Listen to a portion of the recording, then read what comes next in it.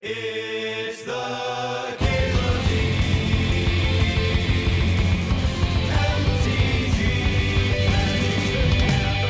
Show. I've liked the Explorers.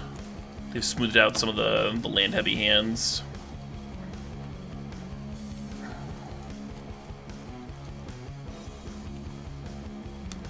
My only real issue with this deck is that the burn matchup can be tough with all the shock lands. The mana base is like really painful. I've considered adding Lightning Helix. Should I try it? Should I try like -1 Explore +1 Lightning Helix?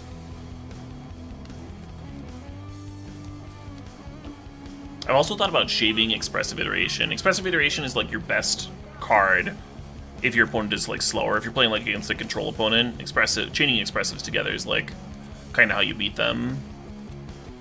But against aggro opponents, you just don't even have time to play the card. So -1 Explore, -1 Expressive, +2 Lightning Helix might help shore up the main deck. Aggro matchup, we could even sideboard an Expressive. It seems really weird to sideboard Expressive, but it is really, really good in the matchups where it's good. Hey, the Peeps Detonator thinks the 12 months there.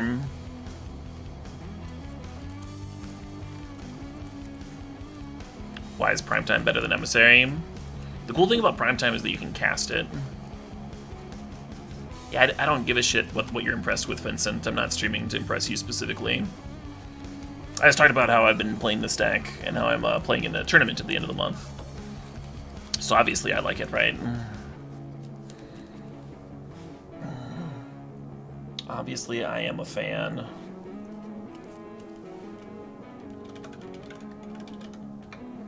Everyone's all like, I'm not sold by this deck. Like I'm a deck salesman. Nope. Here to stream Magic. Here to make the content. Play the games, tweak stuff, figure stuff out. Figure out matchups, learn things.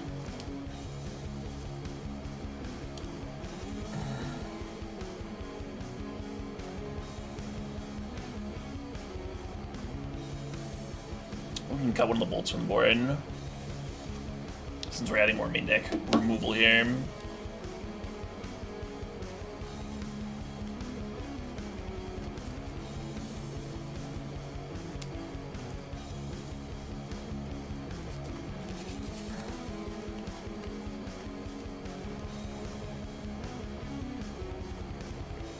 Interesting, Sir Fang. Farseek's not crazy. I think I like Explore a lot better. Because it helps get your, The issue with the Triumphs and the Valakut is when you draw them naturally, right? And Explore helps you get them into play cleanly. Hey, China Bull thinks the 13 months. I have played Farseek in a very similar deck. In the, before it became just creativity, when it was playing other forms of polymorph and stuff, with it through the Breach sideboard. Back when it was just Emrakul. Hey, Inferno thanks the 24 months.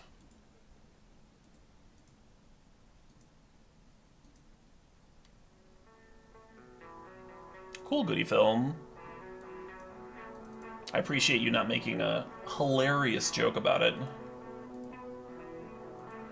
That's always fun. Streamers exhausted of answering the same question over and over, so you add it to the stream title. And then everyone thinks it's really funny to joke about! Just the funniest thing ever! Same joke! Over and over. I'm tired, friends. I'm tired. I just had a break of 3 days.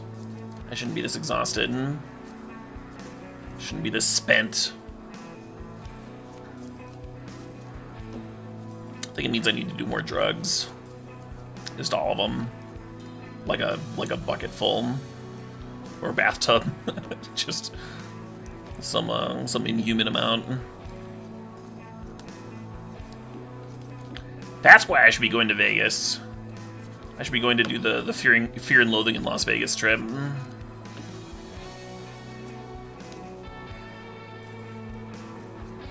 all the drugs in order, like alphabetical order. Just have some like obnoxious like one of those big pharmaceutical books that like have all of the drugs with the description. Do a review site where you review each individual drug. This drug is usually only prescribed to cancer patients and really should not be taken by anyone for any reason besides that very specific use. But here goes! We gotta make it through the book!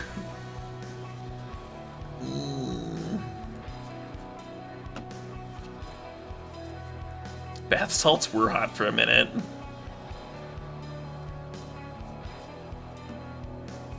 I am curious what it would be like to like want to eat another human's face. I'm not curious enough to take bath salts. I'm not on that level, but there is a mild morbid curiosity.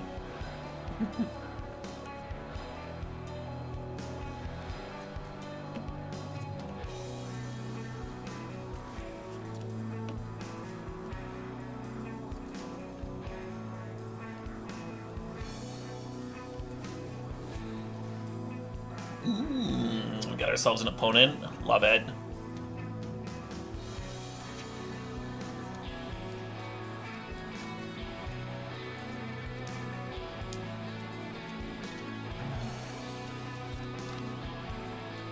Sure.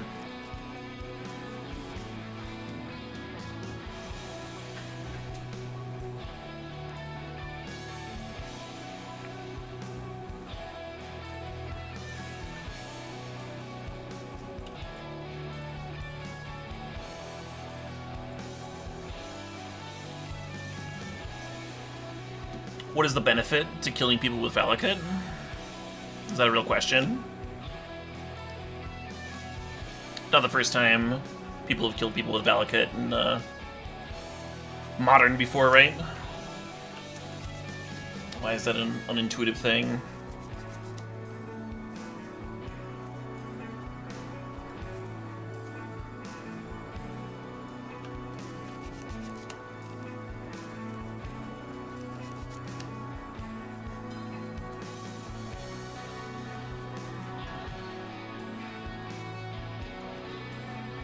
Is it fast?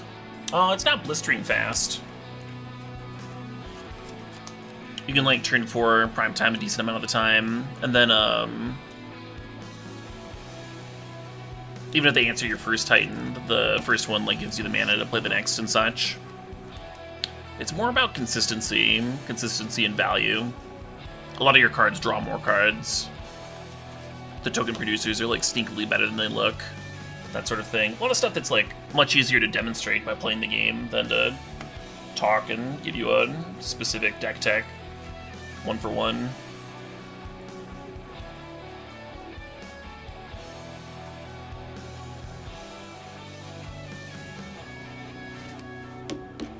Just gonna play some games. Play some Magic. Cool thing about creativity is you can get multiple prime times into play at the same time too, which is very often good enough. If you have like 5 mana instead of 4, right? Get 2 prime times. I've gotten 3 before. Yeah, just have fun with it. The perfect product.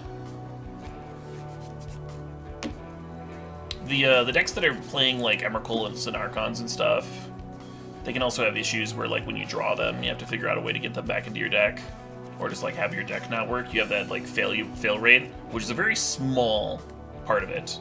It's an extremely small part of the reason to play this version, but it is a reason. So we can get the Dwarf Maker here. I think I want to make sure that I have a white source. Maybe that's not necessary. We don't have any cards that cost white right now. I guess if prime time comes into play, we can get a white producing land off that.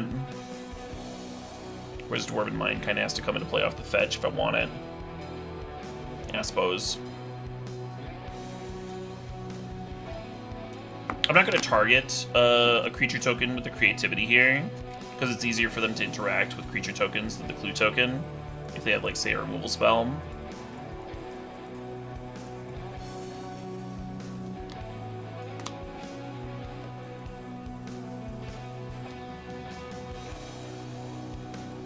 So I think I'm gonna grab one Valakut, one Triome, one of the Triome I'm missing.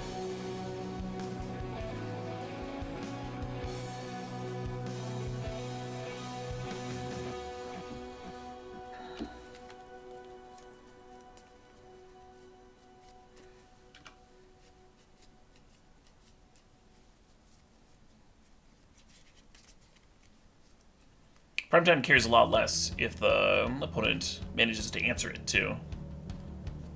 Another really cool thing about it.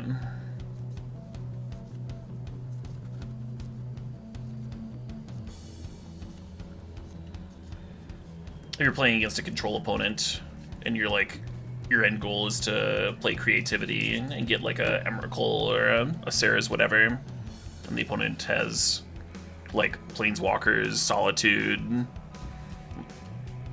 Instance, like all these like various answers to your shit.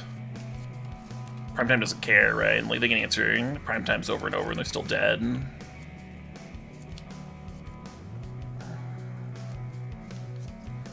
No, my Titan's been chopped down.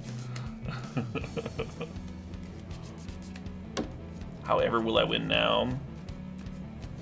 So there's only one Titan left in the deck because we drew 2 naturally, so there's no real reason for me to creativity instead of just casting Titans here.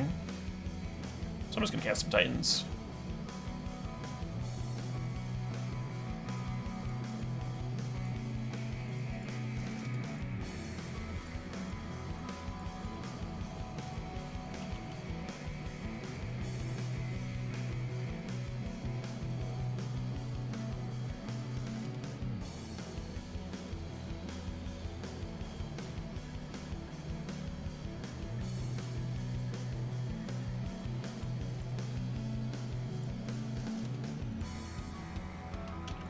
The original list that I cribbed only had 2 Valakuts. And I didn't lose any games because I only had 2 Valakuts, but it made a few games awkward. And I've been pretty happy adding the 3rd one in. That was also when I added the Explorers to like smooth out some draws.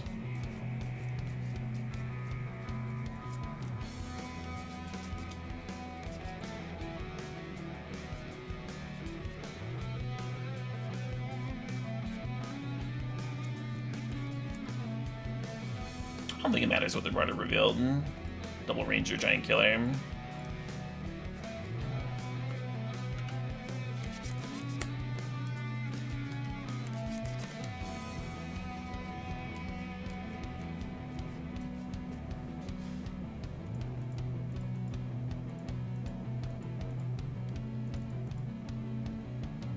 We can literally get the 4th Titan at this point, too.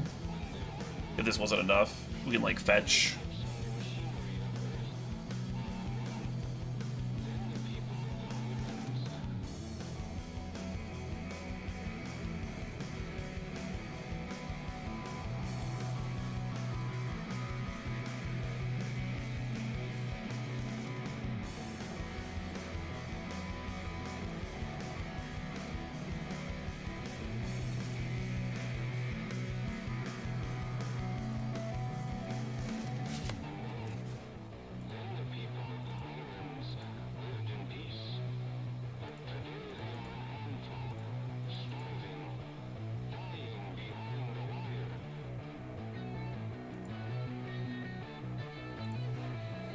Guy. Plenty of damage. So I could have cracked another Martyr of Sands. Still would have had plenty there. But with going and getting another Titan, having another 18 this turn or what have you.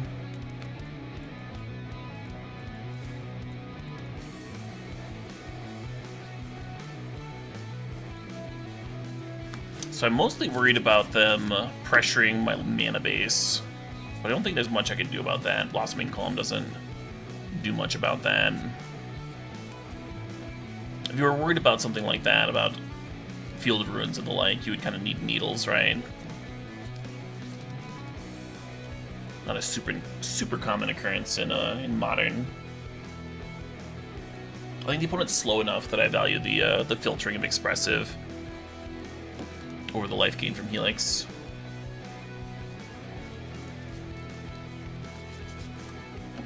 I had 3 Explorer's Cryptic Command, but I shaved 1 to make room for a pair of Lightning Helixes.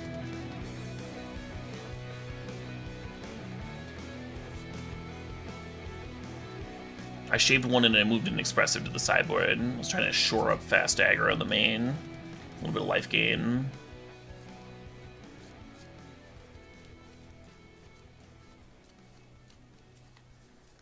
I do not think Flusterstorm is good against the white creature deck now. I think this is it. I think this is what I want.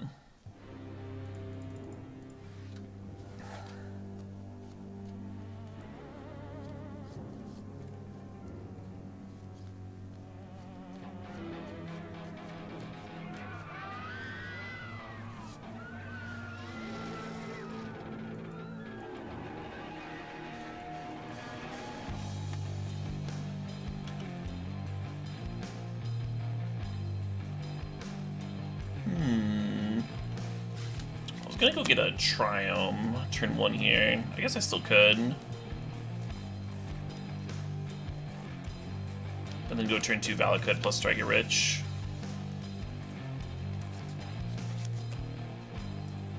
I feel like Valakut makes more sense. We'll have more information on which Triome I want to fetch on turn 2 if I lead on it.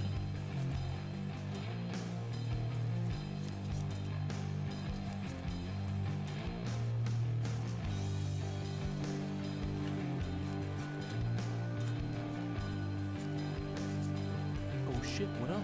Hey, Eric English, thanks for the 36 months, the 3 years. Yeah, to many more. Thanks for the tier 3. Appreciate you, Eric.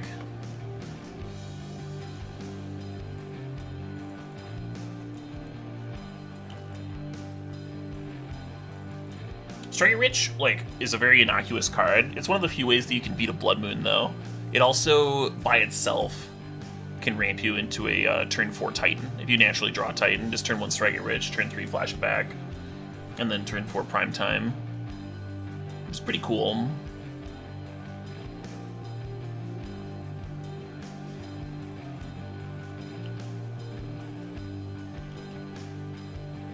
And then, of course, it's a token producer for creativity.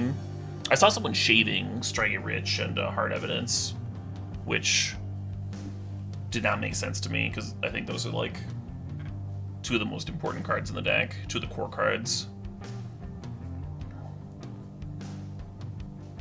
Someone in chat mentioned earlier that they shaved Teferi. I think that's fine. It's really good in a lot of matchups, so I'm not shaving it, but you still have a functional deck after shaving Teferi. I don't think your deck is as functional if you start shaving the token producers.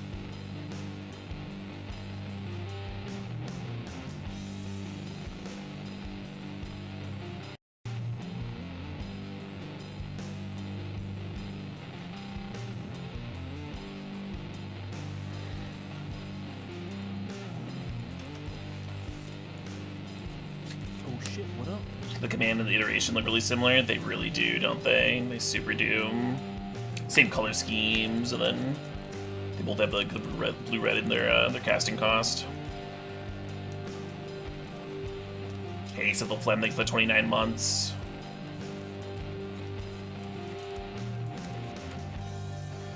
This is a really nice turn for Expressive.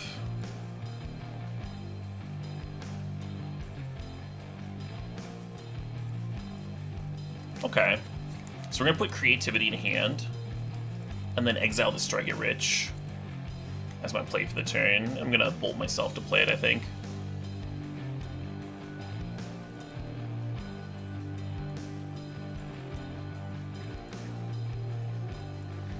So the awkward thing about this draw is that Valakut is not a mountain, so the Dwarven Mines are gonna come into play tapped.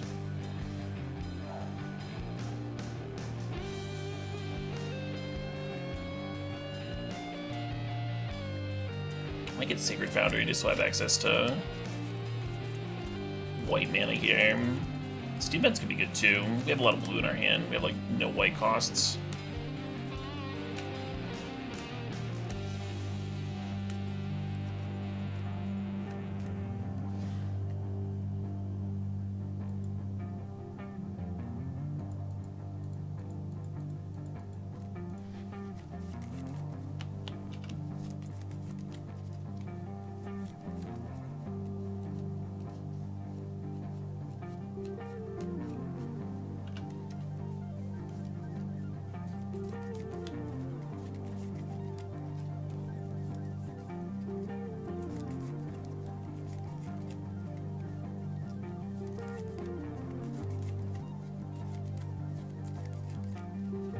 Field of Ruin and Ghost Quarter is getting uncomfortably close to having my my prime times covered, or my Valakuts covered.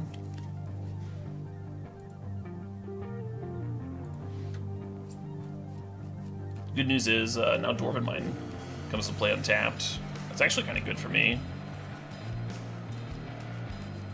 Now I might be able to creativity for 2 here instead of just 1. Yeah, it's actually huge.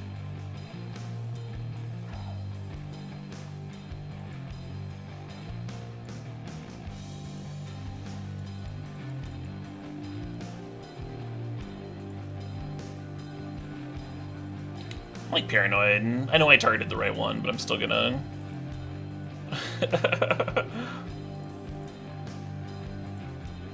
make sure I don't fuck myself up here.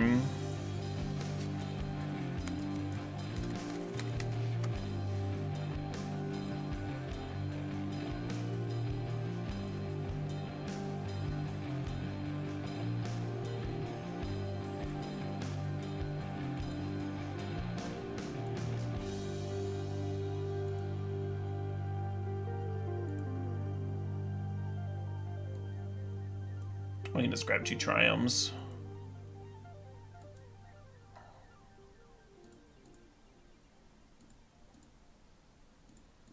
I think we want them to all go face. Our concern is their life gain, right?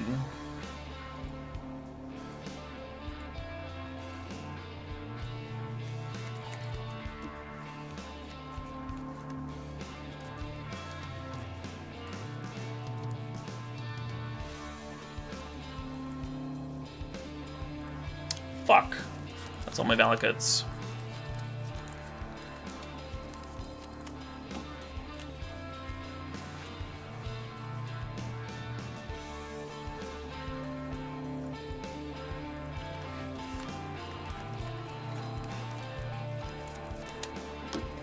Well,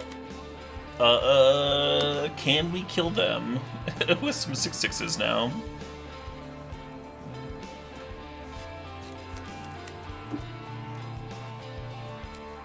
That's the good news, is they didn't really reveal answers to the prime times themselves. Oh shit, what up? The Ranger of Yas can go get a cut down or whatever. Hey, 5 Bishop thinks the sub, thinks the tier 3, the 45 months.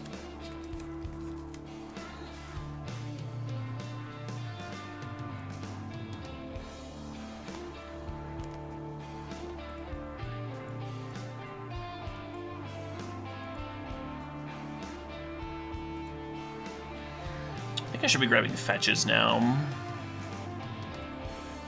Now that Valakut's no longer a thing. Let's pull these on out.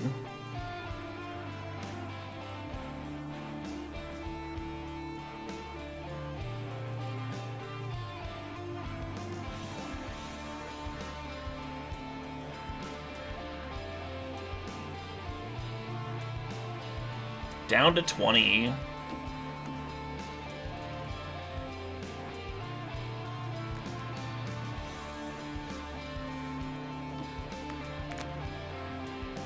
I suppose I'll make 2 more Titans hum.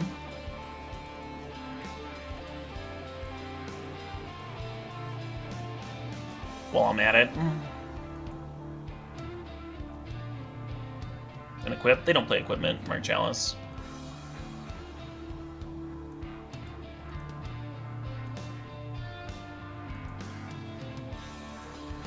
They did used to play a shit pile of Wraths.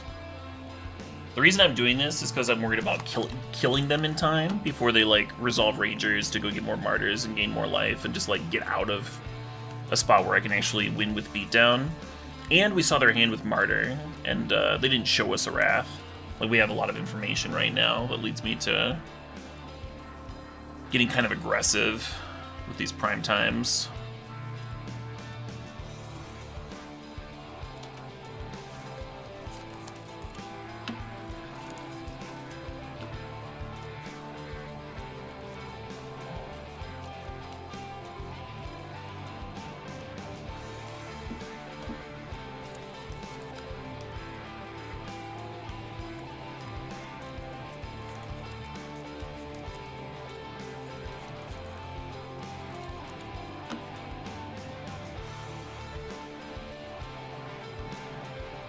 They don't have the mana to sack this Martyr of Sands. Well, it's pretty iffy for them, Attacking for 24. Yeah. Got him! Sweet. So, I think this is literally the first time I've run into a pile of, Field of Ruins and stuff taking me off Valakut.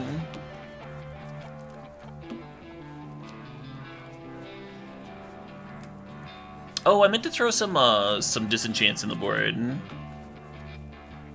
for Blood Moon. I forgot.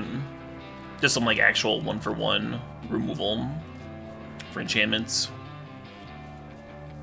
like Seal, either Seal of Primordium or Seal of Cleansing. I think it's the one you want because you can run it out pre-Blood Moon and play it off of just like one copy of Strike It Rich. Like Teferi can bounce Blood Moon, but you need your entire Strike It Rich to play Teferi. Underneath that card, it's kind of hard.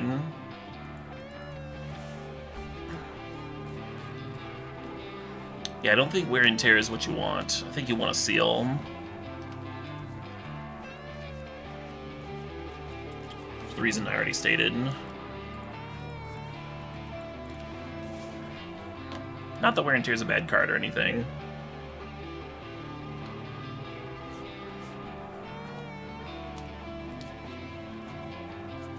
I think so. The Match Diggle Beam.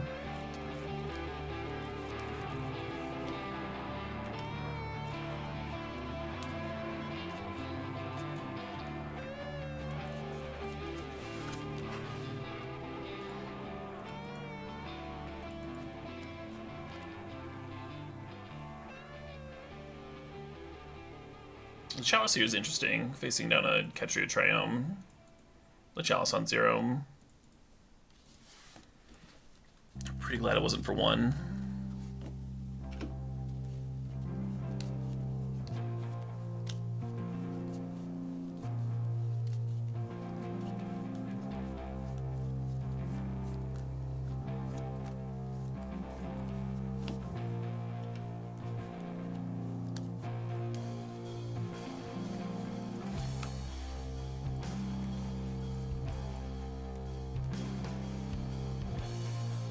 So we need a white source here. Grab that Sacred Foundry.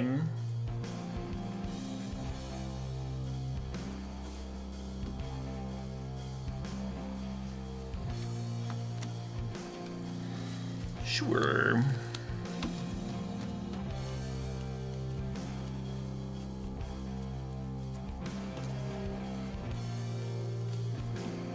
One's got 3 in hand. We have 2 Teferis and a Creativity. So the odds of a key spell resolving here are pretty good, I think, this game.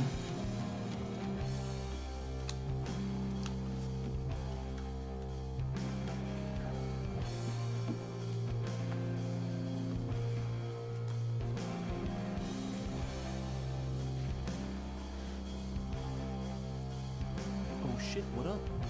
Oh shit, what up? Hey, what's up, Matt? Thanks for the 42 months. Appreciate you.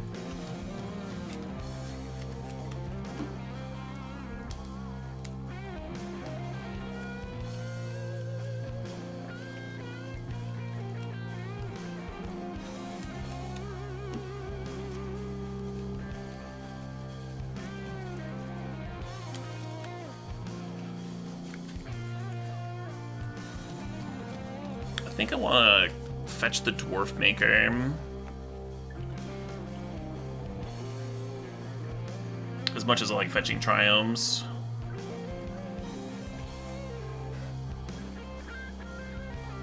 Land would be hot. A land would be worth an entire another prime time here, but we're still in a really good spot. Oh shit, what up?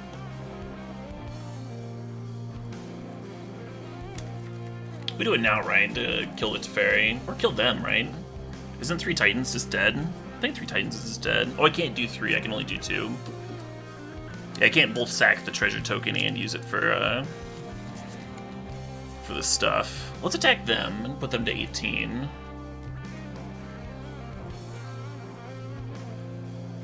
Eighteen's just a little bit more divisible by 3.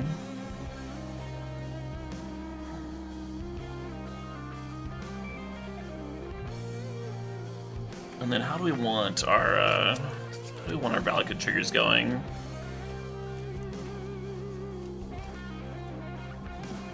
With 2 Titans.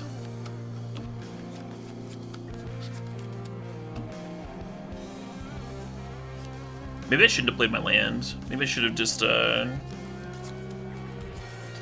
cracked the treasure token and targeted the clue and the dwarf. I think that would have been better. You like UT creativity? Good UT. I don't think there's a huge reason to do it one way or the other. Except that they might scoop to it if we do it now.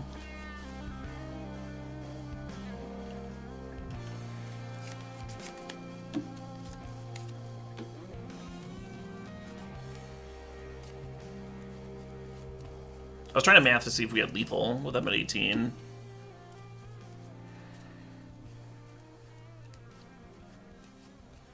I don't think so, though.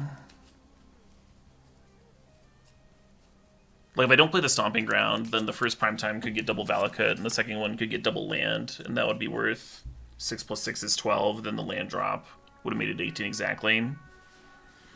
But because I play the land, I don't think there's a way to do it how I want.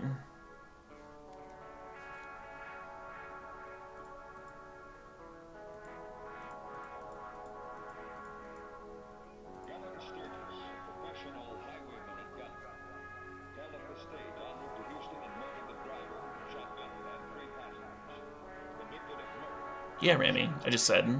The first primetime trigger gets 2 Valakuts, right? So you have 4 mountains, 2 Valakuts. The second one gets 2 mountains. That's 12 damage. Land drops 18.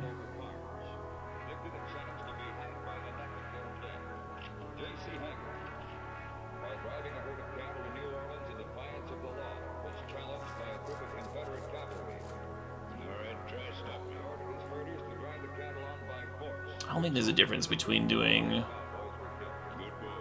1 Valakut, 1 mountain, and then 1 Valakut, 1 mountain. Or doing like 2 and then 2. It'd be 3 damage plus 6 versus 6 and 6.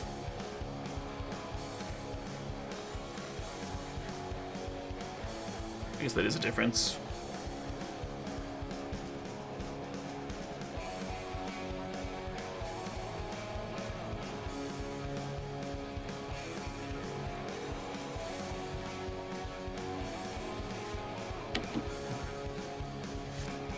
You do all kinds of different combinations, the Dr. Dave, and people do.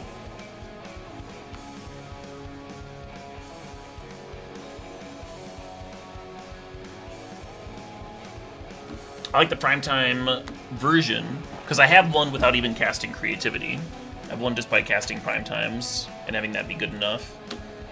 And then if your opponent can answer the Primeval Titans, you still have that value, right? It's still like gotten you the Valakuts or what have you.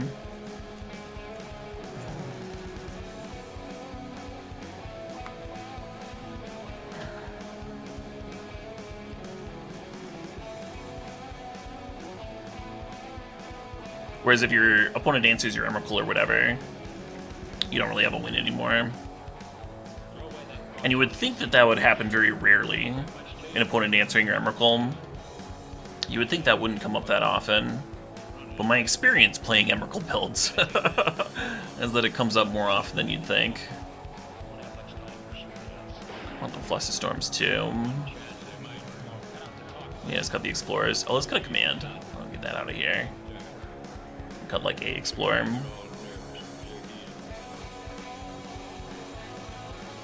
Oh, this is down a card. Why did I think I needed to cut more? Well, anyway, this is perfect. Perfect.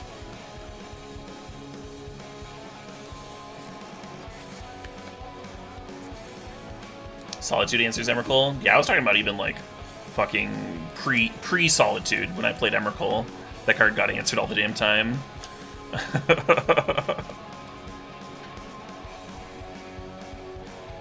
So Zane doesn't look like much, but I don't actually like mulliganing with this deck.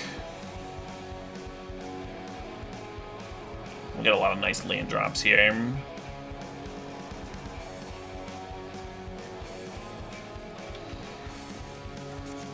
Got a cantrip, pile of land drops. What more do you want, right? What more do you want?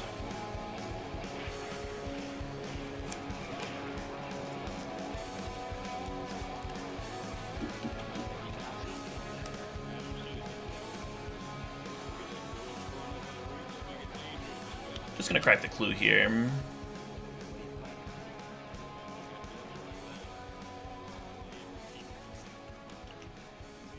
Oh shit, what up? Oh shit, what up? Hey, King Koopa, thanks for the 28 months. How's it going? You're still finishing up the Vintage Cube bots? Nice. Yes. It will indeed be coming back for Holiday Cube. Gonna be a grand old time.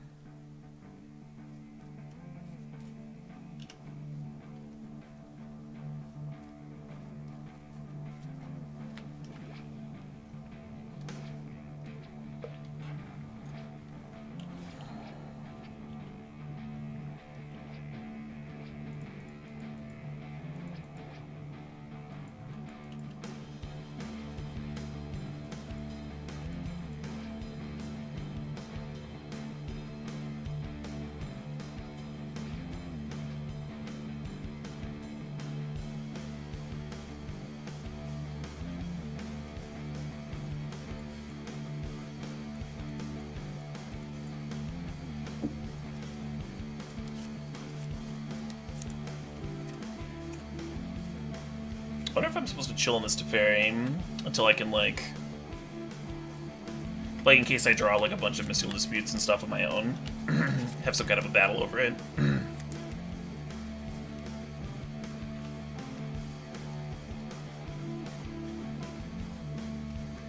I do not think you want to Sun Home, no.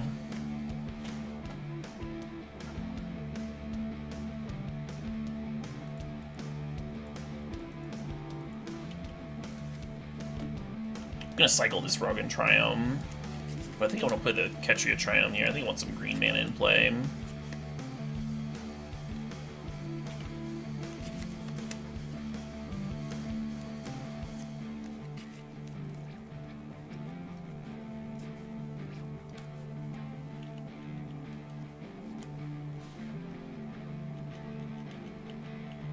The deck really doesn't want to play non-mountains.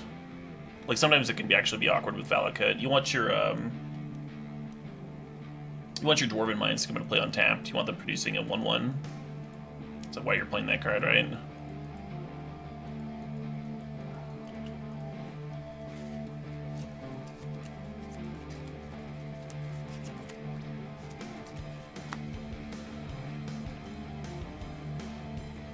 Kinda seems like this sort of game I might lose to Shark Beats.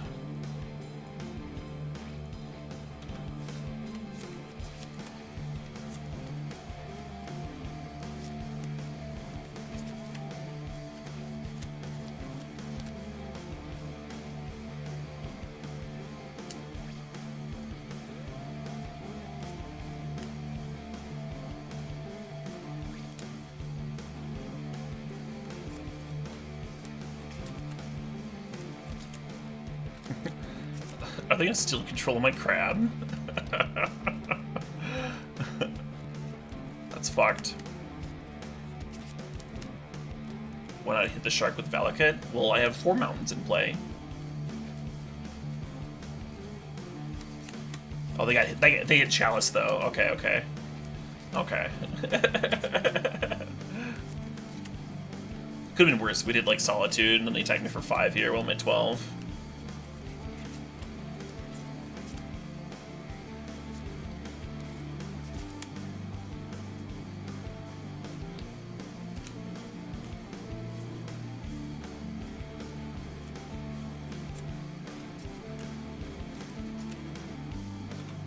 Valakut down.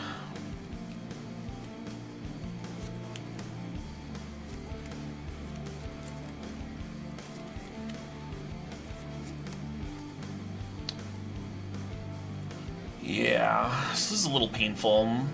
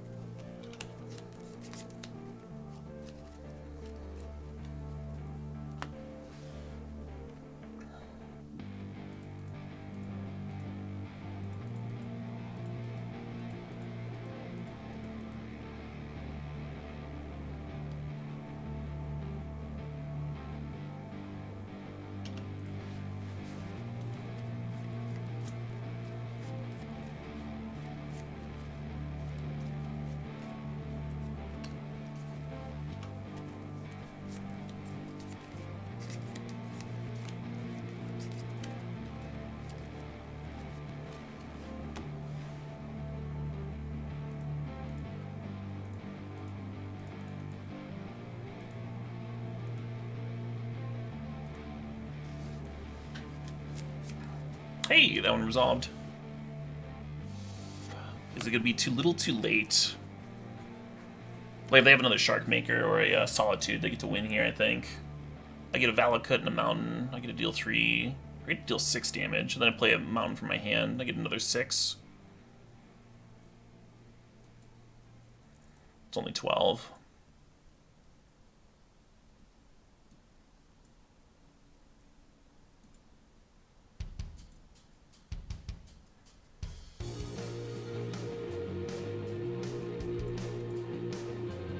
I guess we need to play Hard Evidence out.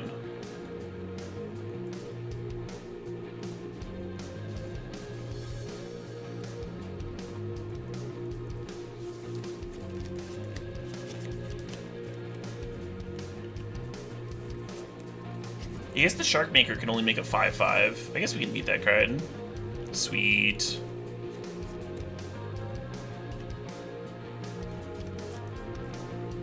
With the 2 Valakuts. In my head, I was thinking that I could only ping for 3, but that's just not right, I'm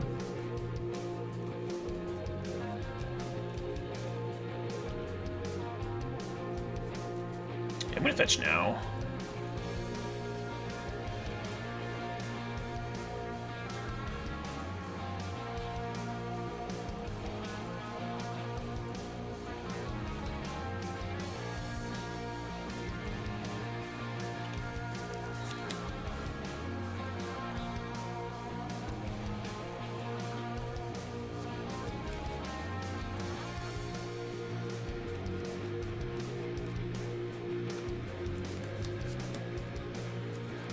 Tuck in my prime time. It's 3 down, right?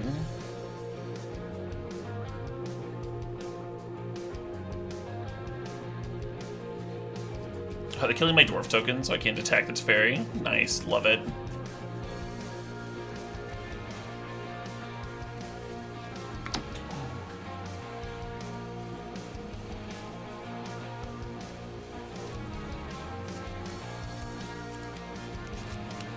I think I'm a mana short of replaying Primetime here.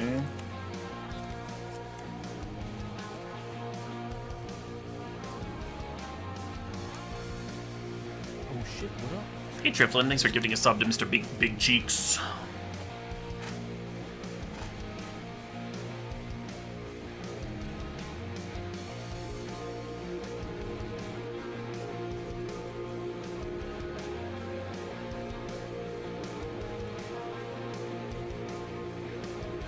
I guess I want to kill Teferi. Suppose. Thing to do.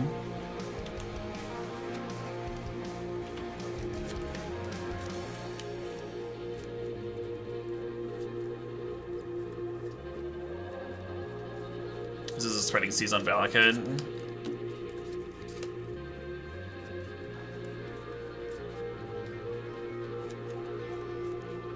It's pretty good.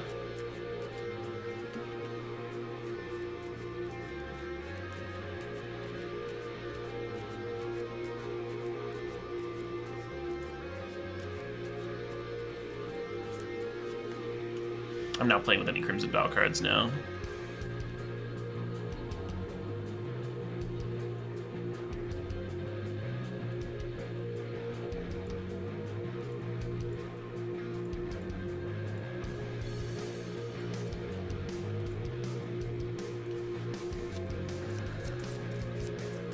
Fucking bummer. What if I should have chilled on the prime time so I could like juice up the Flusterstorm?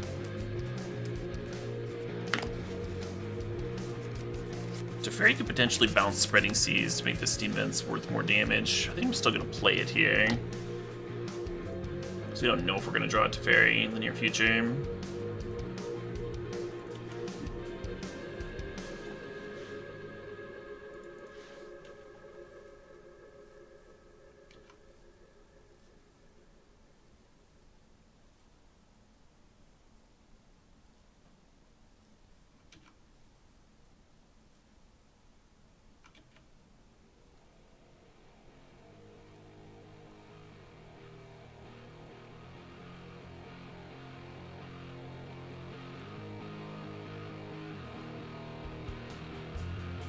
Kahira coming in. Coming in hot.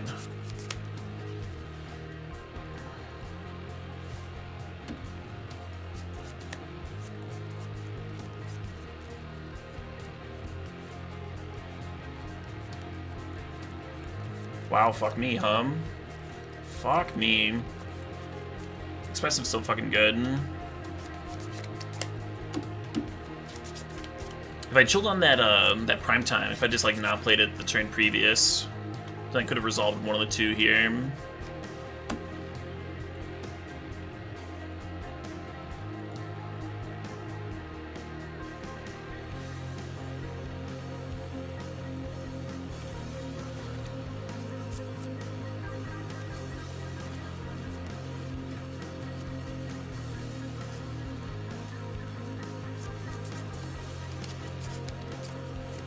This might be the closest game of blue-white versus this deck that I've played.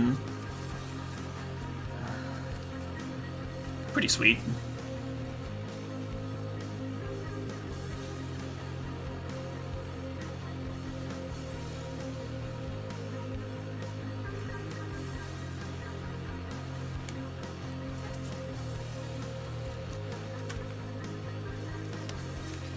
Oh shit, what up?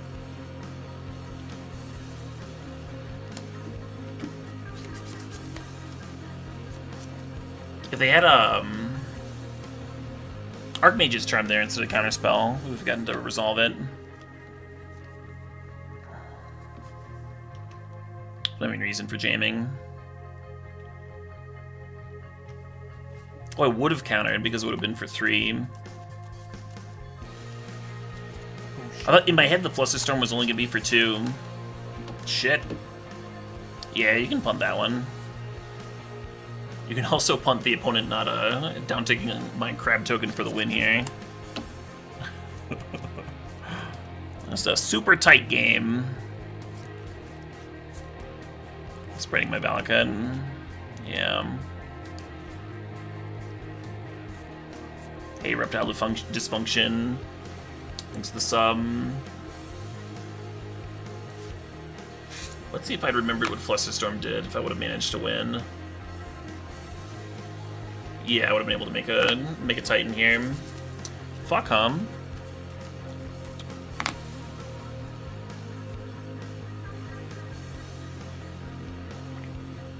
So a couple different plays I could have made differently. Countering that counterspell would have forced them to have another thing. And maybe they had another thing, who knows. But given that they like untapped and like played like 2 or 3 cards there, it seemed unlikely that they had another counter. And then the other thing I could have done is like waited a turn with the prime time, so I could juice up the Flusterstorm better.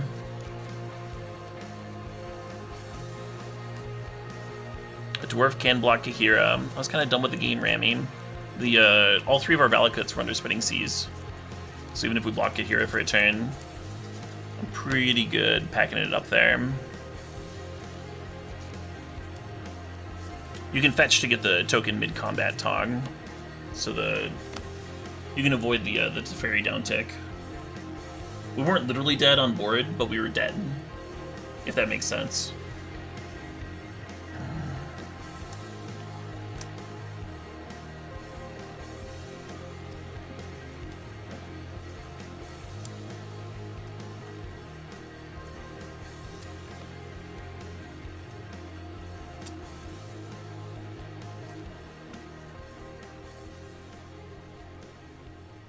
Many Punt City, to answer your question. Many indeed.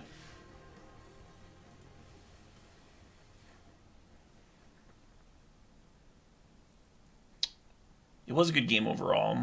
I just wish I hadn't flubbed it, because then there would be no need to play a game 3. I would like to keep my record against blue-white control at 100%. Because that feels real nice. I think this is like the 4th time I've faced it.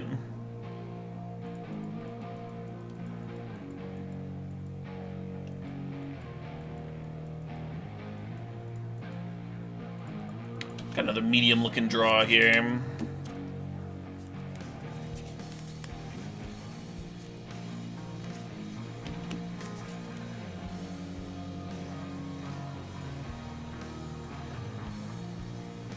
Helps a bit.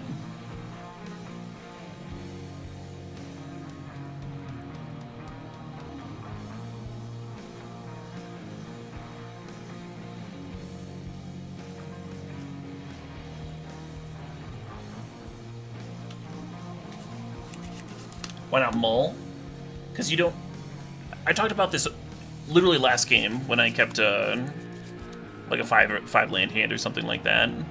But you want to hit your lane drops. You want to make sure that you can hit your lane drops. And if you mulligan, you're less likely to be able to do so. You're also playing a matchup here that's slower. In a deck where we have like a ton of must counters that we can draw into and cantrip into and stuff.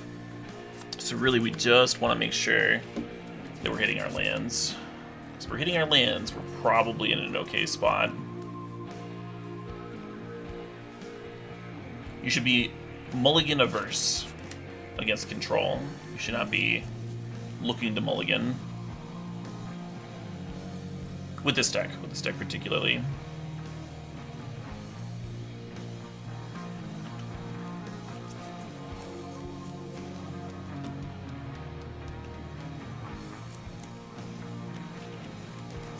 The opponent didn't miss a land drop. We explored on the play.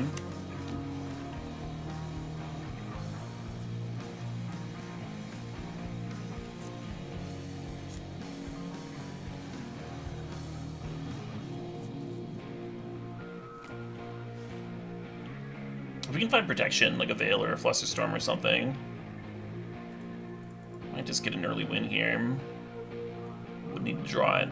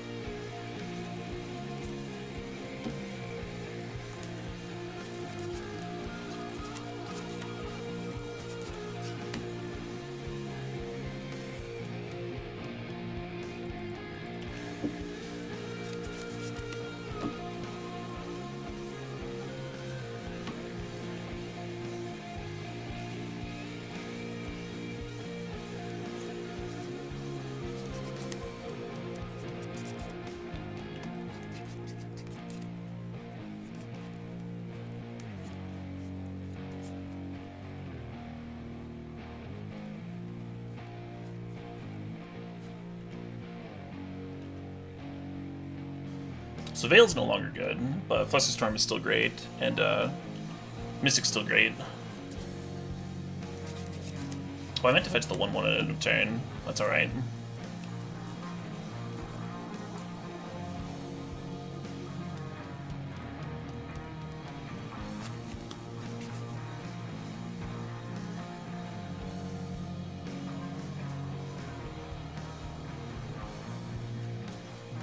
I actually have to burn a treasure token to play Prime Time.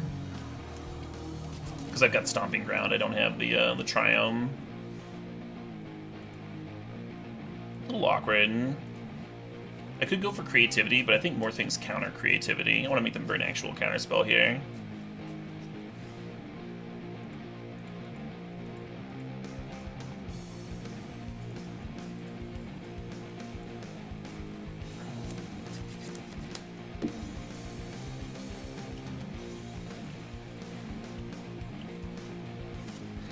And then we'll fetch the green producing Triumph with this Arid Mesa.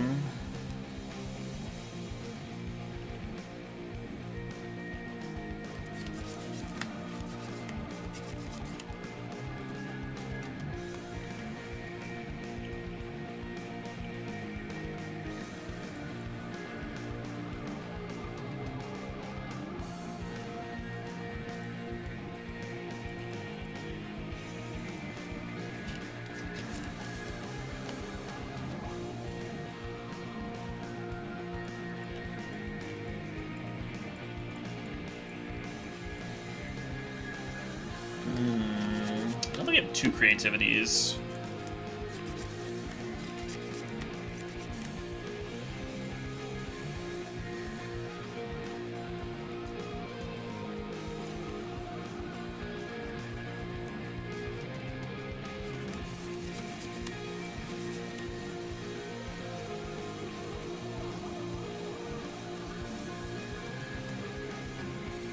If we only targeted the dwarf token, then the counter unless they pay 3 counter wouldn't be very good against me.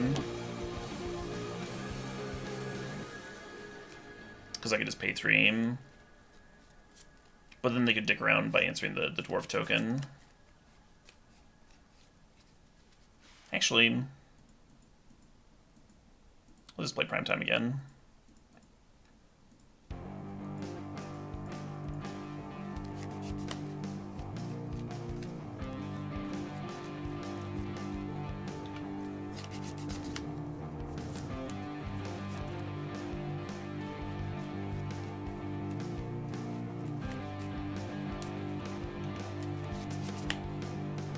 Yeah, I almost didn't want to play that Valakut.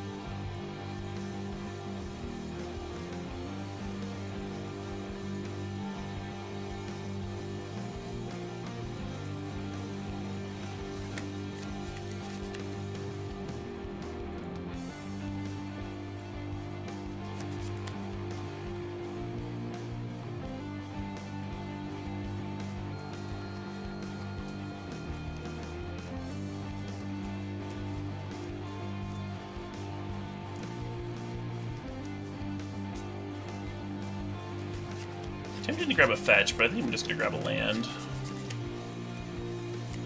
We already have 1 fetch in play.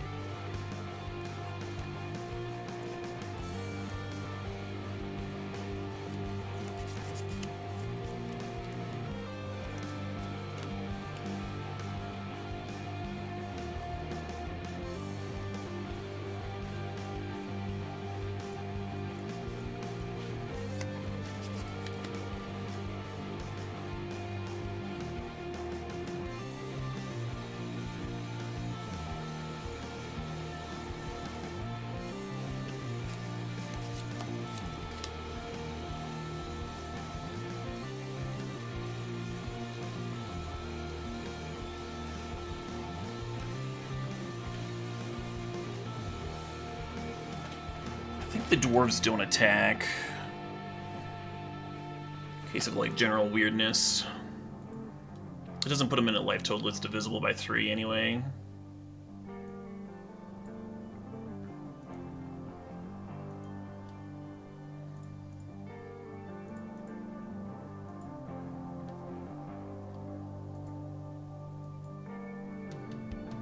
More worried about Solitude than Shark.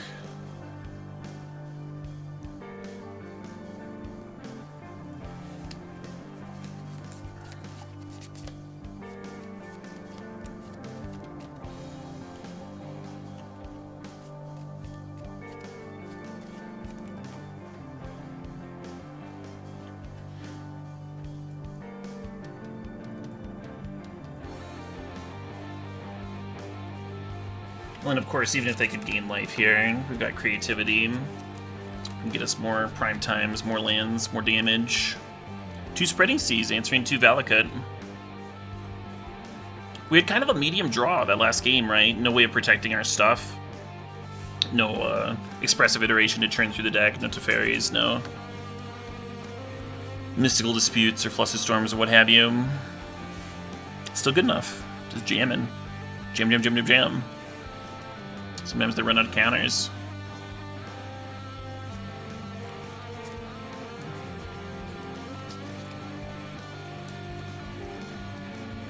The Explorer did do a lot of work, yeah. Like, it did a lot of work, and it could have done a lot more if I'd drawn a protection spell, because we could have gone for it, like, pretty early that game with protection when they only had mana up for, like, 1 counter.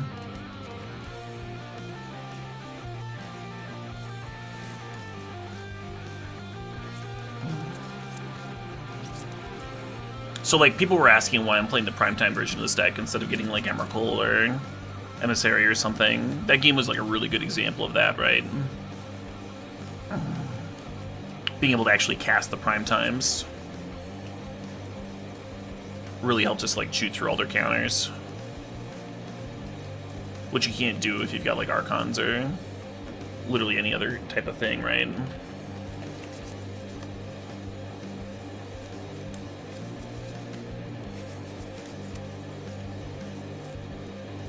So I think I'm going to fetch a Triome tapped here. And then just a Helix on turn 2. I think that's the plan.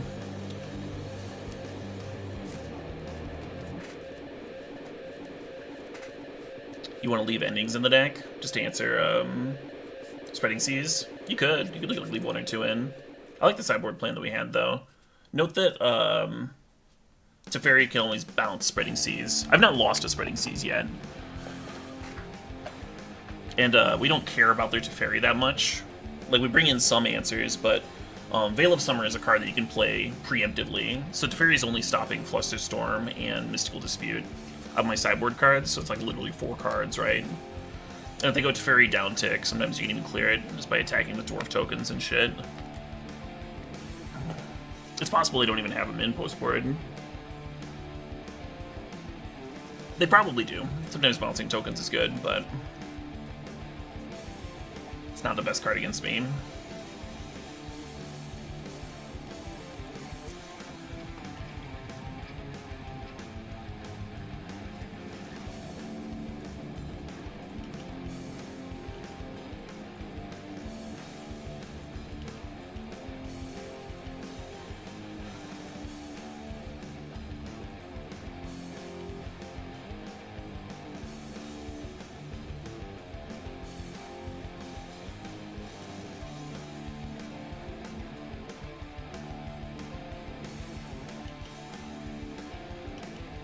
Fetch up some raw rotten potatoes there.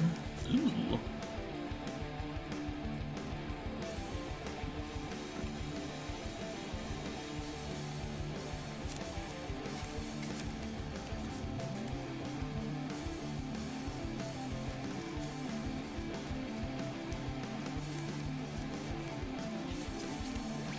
So one line here is to shock self, strike it rich.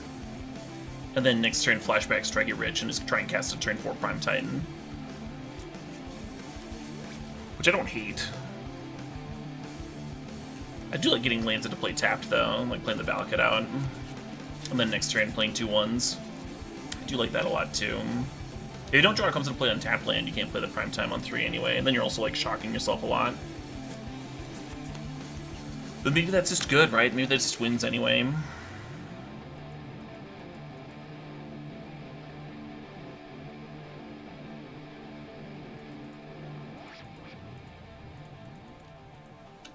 We'll see.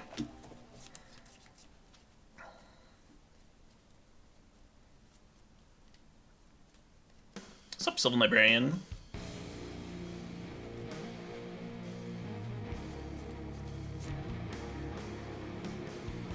Actually running Helix? Yeah, I'm trying letting Helix out.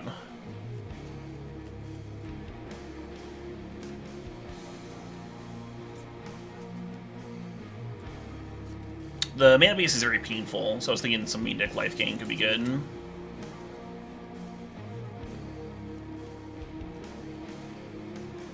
It's possible that Bolt's just better.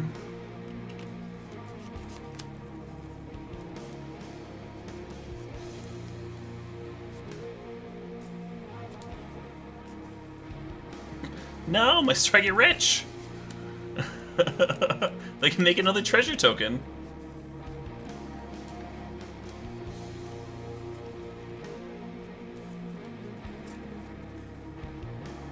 Oh shit, what up?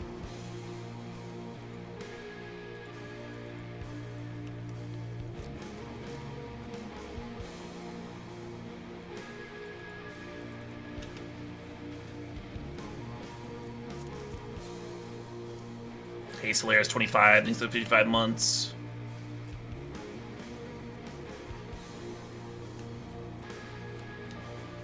Crab eats a bolt.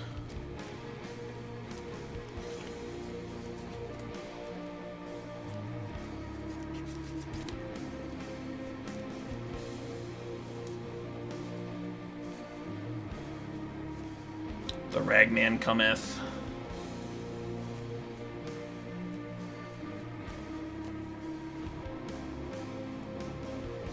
Should be paying attention to what gets exiled with Ragavan, because it, depending on what lands it hits, might end up being important.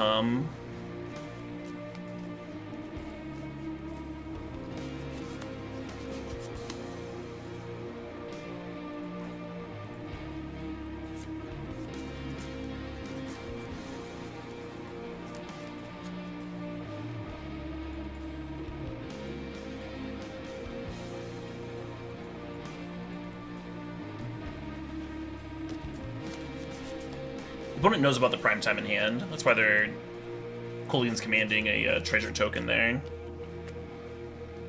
I want to decrease my chances of being able to play it next turn.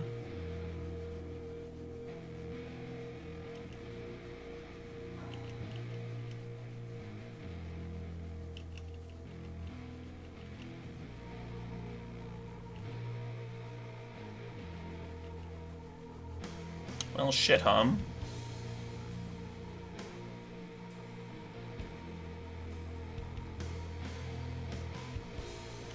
If you crack the clue, then you won't have the clue around for creativity if you draw creativity. We're probably going to end up doing that now, just because we're like not doing anything else.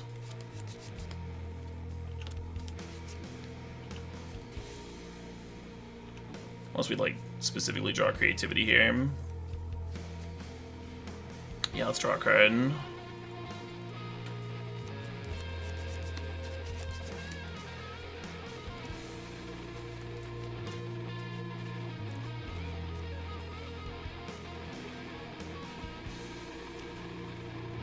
I still have the green shock in the deck, so I guess I can play this Dwarven Mine. Get another card in front of Ragavan.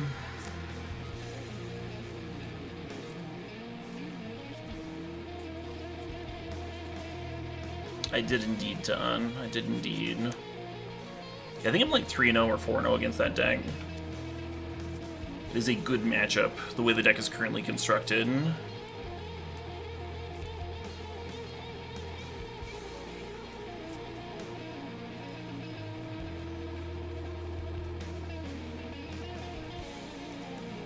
The reason to dash into a dwarf token here is if they have a backup Ragavan. So I think in their second main phase, they're just going to cast a Ragavan now.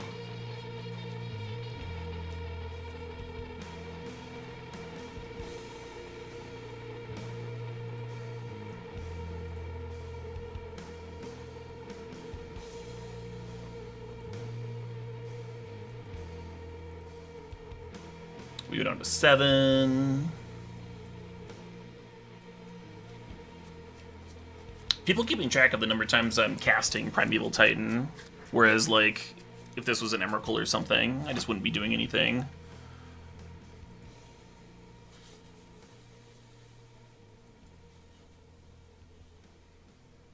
It's one of those things, it's, like, much easier to show. It's much easier to show than explain.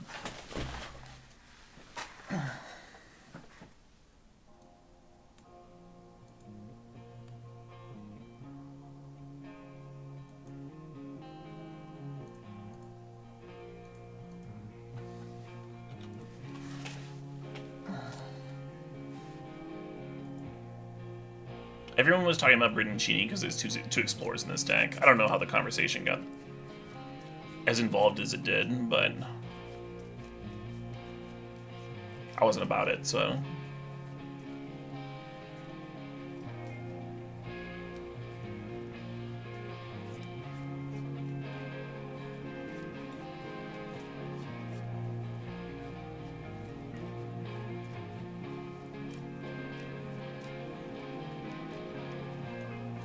No, my Primeval Titan. Fuck.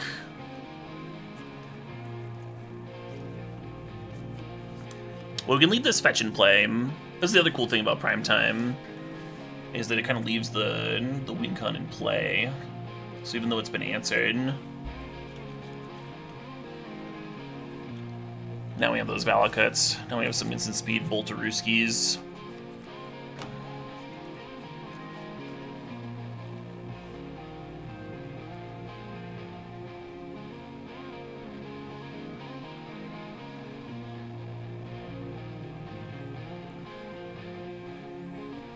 I'm just gonna fetch Dwarven Mine here and send both my bolts at their face, but then also not take a Ragaman hit.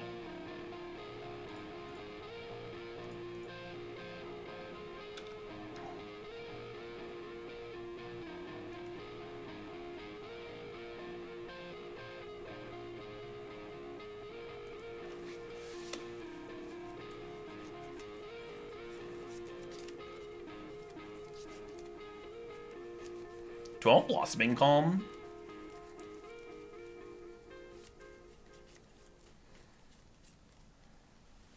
Feels weird. I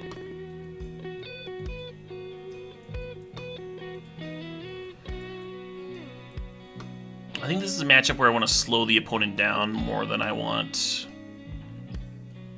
to be accelerating. I think Teferis might come out. Teferis are nice for protecting your creature tokens from getting, like, random burn spells and stuff. But I don't know if it's what I want here.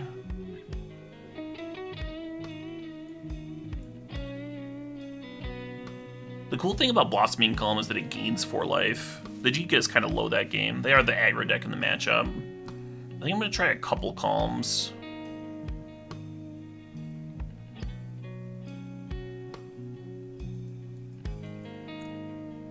Make up the command.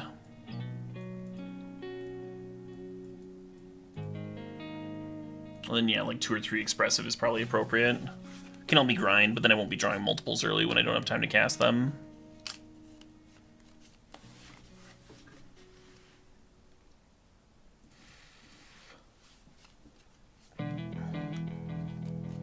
Dwarven Mine is also a mountain, yeah. Yep.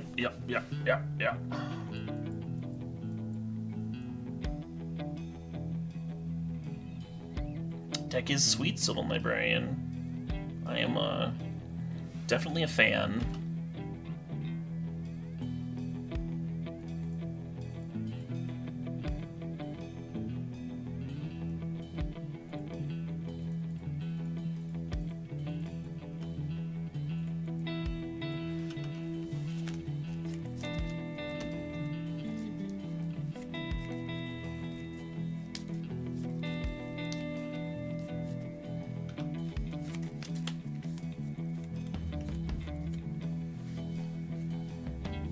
Mystic Sanctuary? That one's not legal. Fortunately. I like Cryptic Command as a card. I don't like it every turn. It gets a little obnoxious.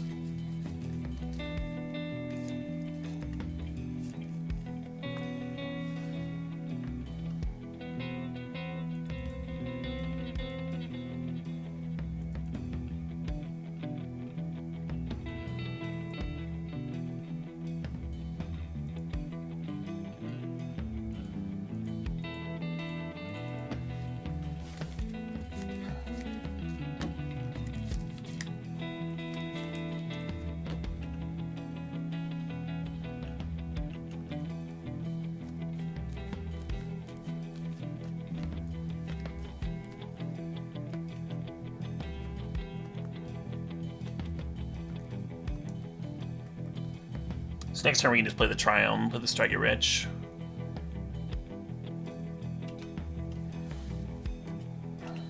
Set ourselves up real nice.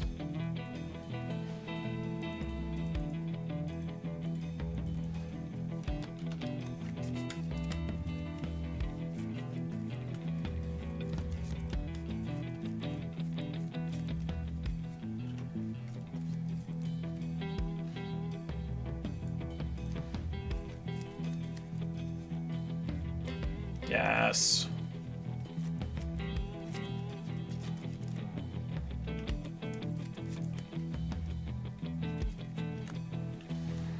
Should I just Blossoming Calm for life here?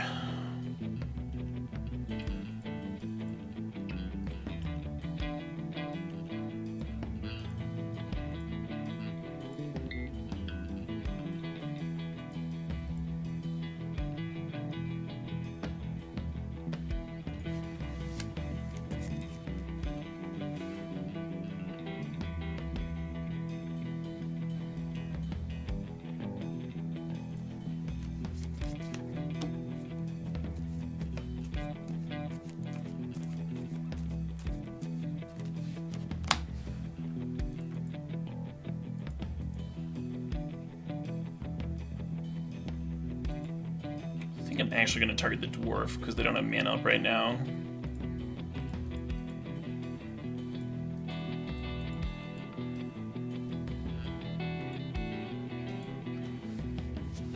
And this could be getting 2 Valakuts. I kind of like the idea of getting a green source, but yeah, let's just get 2 Valakuts.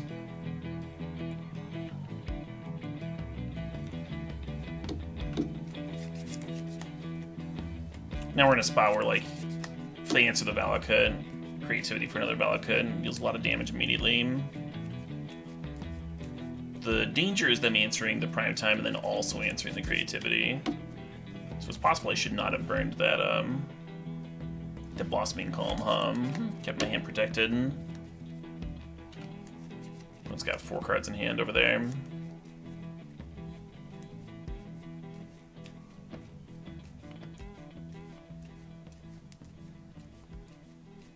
Just hoping I didn't fuck up over here. I thought I was going to be targeting the treasure token. That's why I jammed the Blossoming Calm. Then I untapped, drew my card, and thought for a while. I kind of wanted the fetch to give me a green source, so I wouldn't be fetching myself off green.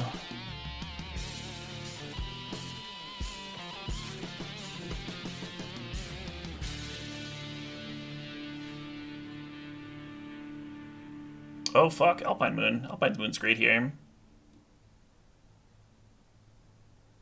Oh, it is until your next turn. Good call.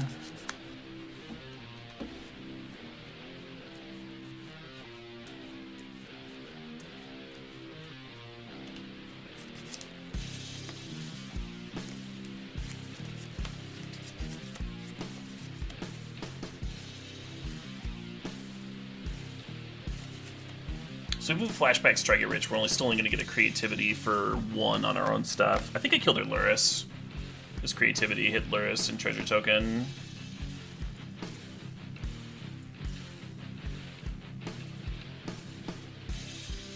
And then I can go get 2 green sources here.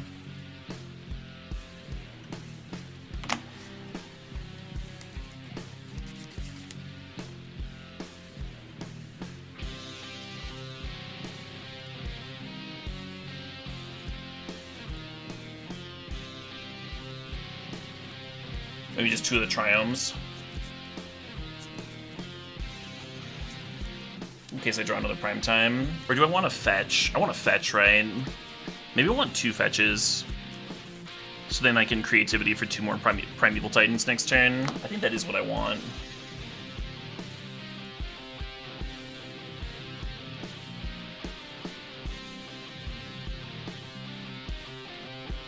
And I boarded out all my Teferis, so I can't bounce Alpine Moon. Wasn't a card I was thinking about sideboarding. Yes, we're all in on primetime beats. I think that means that I can just play the Steam Vents. I don't think there's a downside. It'd be cool to get spam, make me discard a card. Just kill them? Yeah, we have won some games today through primetime beats.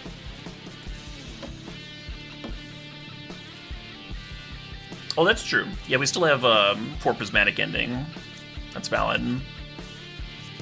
We are drawing live to Answering the Moon.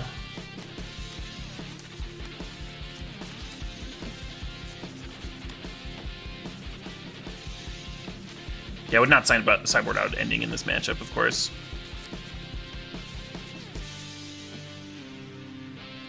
Fuck.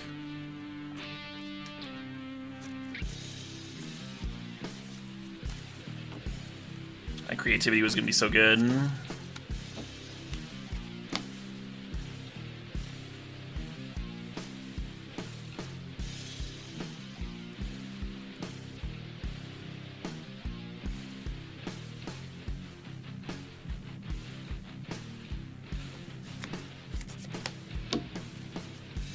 It is Adamine.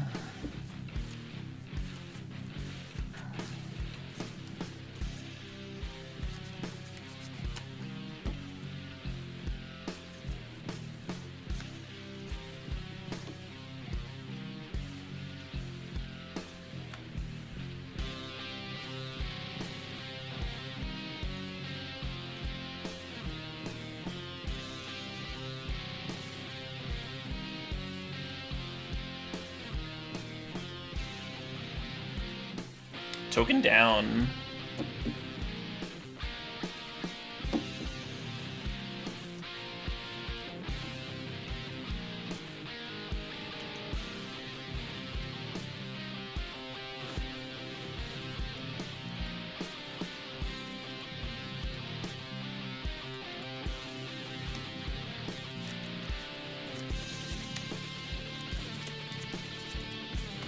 That's not a bad one.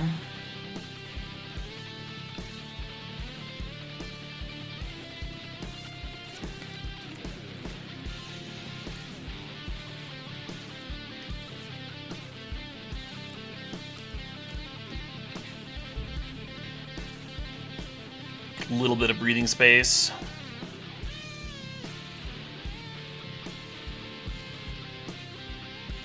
Not much. Not much breathing space, but a little bit. And then we can cycle this Veil of Summer, because he put in play a black creature over there.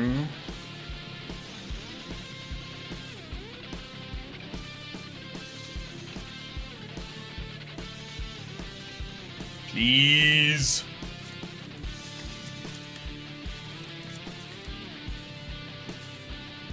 The bolt's actually really awkward. It's a not really awkward thing to see. Wonder why they didn't play the Voidwalker last turn. If they had the bolt last turn, they would have had lethal, right? So they just chose not to play the Voidwalker. Maybe they thought it might have sweepers, like Anger or something. Yeah. Can they sack this whenever they want? No, they have to tap it. Okay, awesome.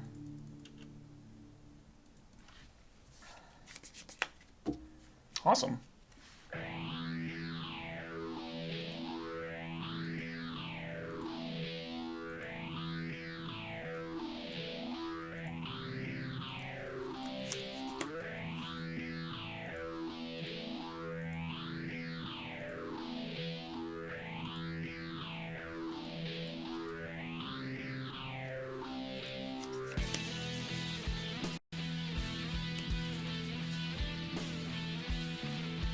And we fetch 2 mountains and it deals 12 damage.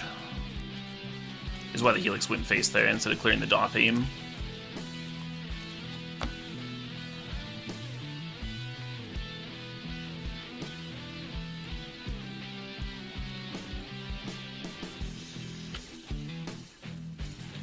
Yeah, this deck has so many rebuys, huh? So many like cantrips and rebuys and...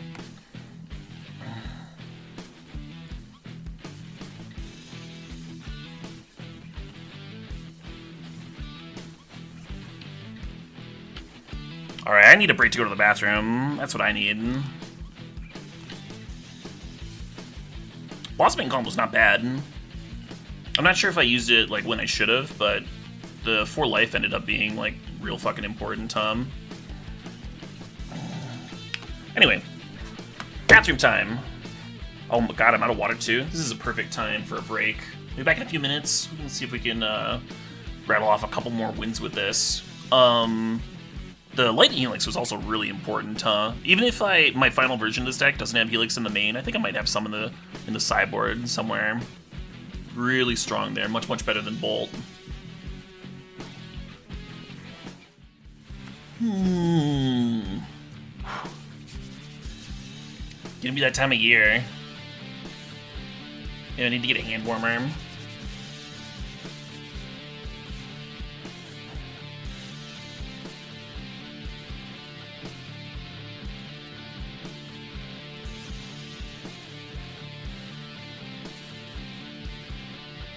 I wonder if it'd be ridiculous to get a space heater. It feels ridiculous because I'm already like paying to heat my house.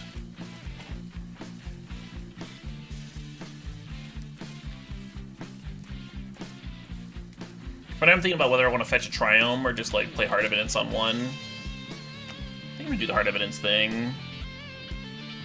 Well, then I won't have access to white mana, right? Yeah, I'll get a Triome.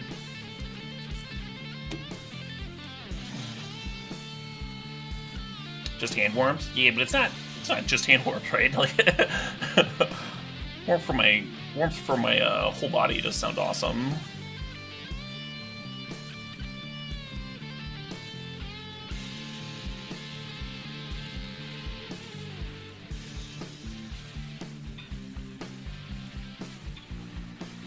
Do we fire off Explore even with the fail rate here? I think we do. I think we do cast it.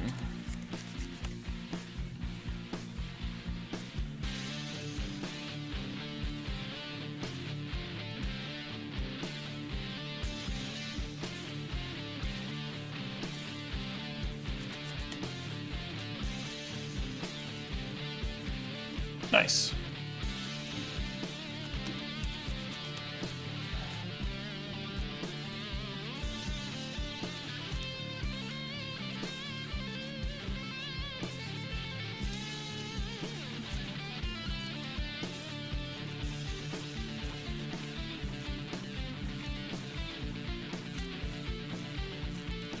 I usually don't have Steam running while I'm streaming Penguin, specifically so that I don't don't get pop-ups.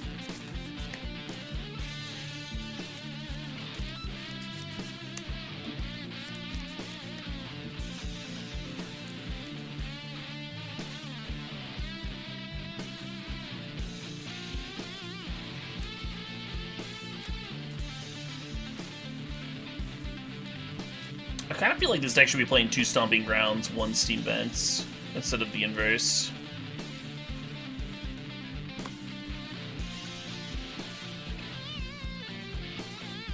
Oh shit, what up? Hey, thanks for the 38 months, Thunder Family.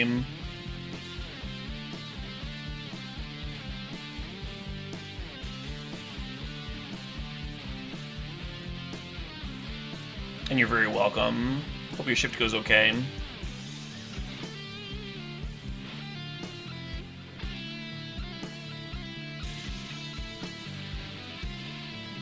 You're on 2 of each. I think there's only 1 Sacred Foundry, 1 Stomping in here. Are you just playing fewer fetches?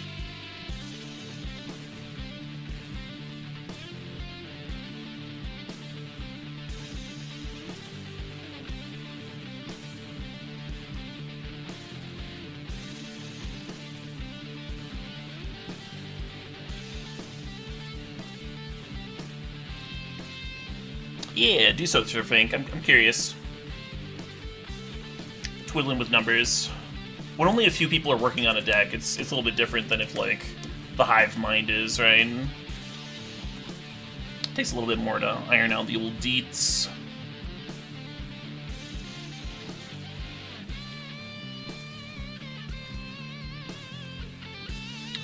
End of turn, a Heart Evidence.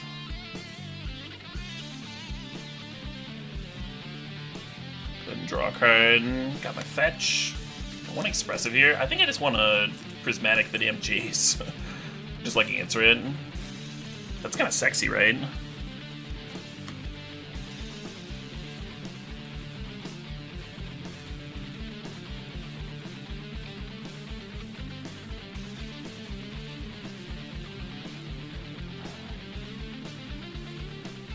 The expressive, like, kind of ensures that I get at least prime time next turn. Is the big benefit to jamming the expressive. How are the games? Games are great. We went 3-2 with Band Spirits. I was trying out the that spirit that I was really liking in Historic the other day, if you caught that stream. The Lifelink Pro Vampire one. Band Spirits were okay. I had like kind of like mixed results with the Lifelinker, despite like really loving it in Historic. And then Yeah, I'm gonna turn off Steam real quick. I'm gonna go big for a second.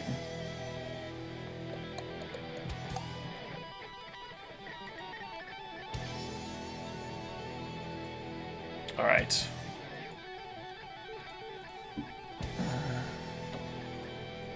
I've been playing a lot of Pathfinder Wrath. I'm using Steam for that, so...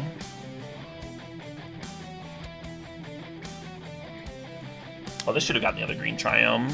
Stomping Ground. Leave more comes to play on tapped lands in the deck,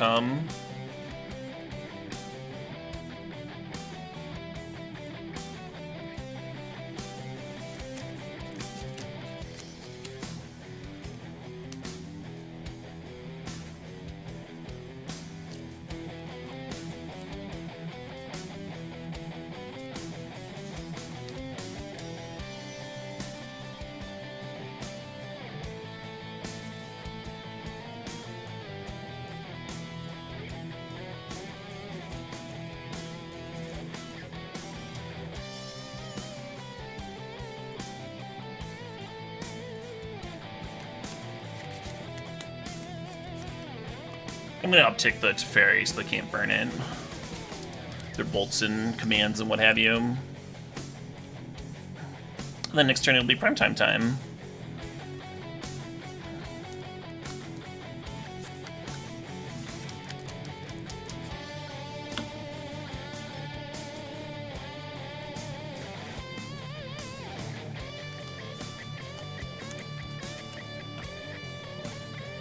How far along am I? I think I'm in the second act.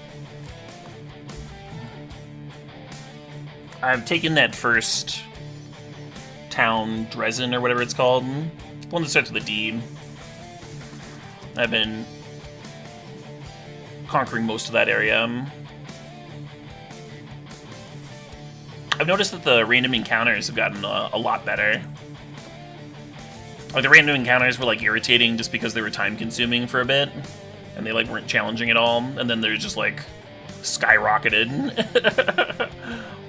And now I actually have to, like, rest after them and stuff like that.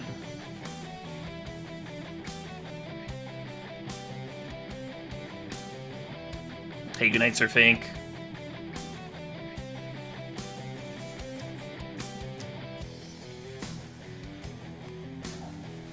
Oh, well, that's just a win.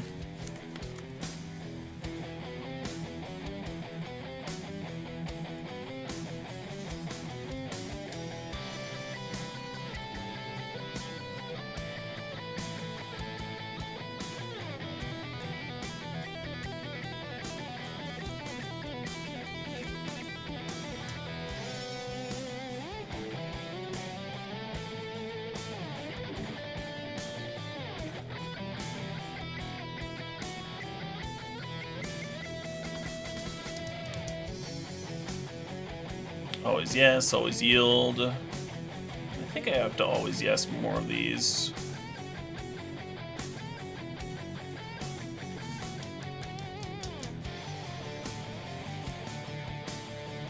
So that's lethal, and there's still another primetime trigger there too.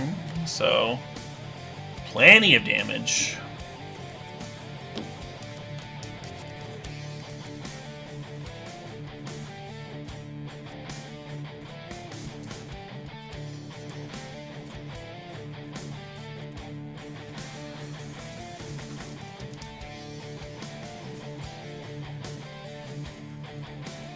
Yeah, not going to Vegas. I am going to be playing a modern tournament at the end of the month. And I have this deck put together for it. So I'm just jamming games, figuring out like last minute tweaks. Like for this run, I'm like main decking a couple of Lightning Helix. I don't want to get too crazy with last minute changes. Is this deck better than Amulet? I don't know if it's better than Amulet, but I enjoy playing it more than Amulet, and I know the matchup's better than Amulet. I'm playing Legacy for the team event, but there's a modern event on the second day, ADG. And then next month, there's a modern tournament in Milwaukee that I'm probably going to be playing.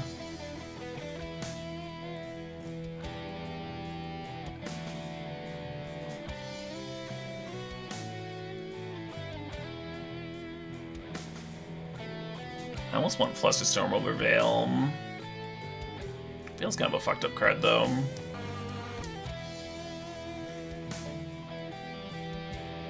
I'm gonna leave in, like, 2 Prismatic Ending. Catch random sideboard cards. Could cut Flusterstorms for him. I am James. I am James a Daboosh. Should be a good time. I don't know if it's gonna be streamed or not, MCL. No idea. Right, Sir Platypus. This is much more straightforward.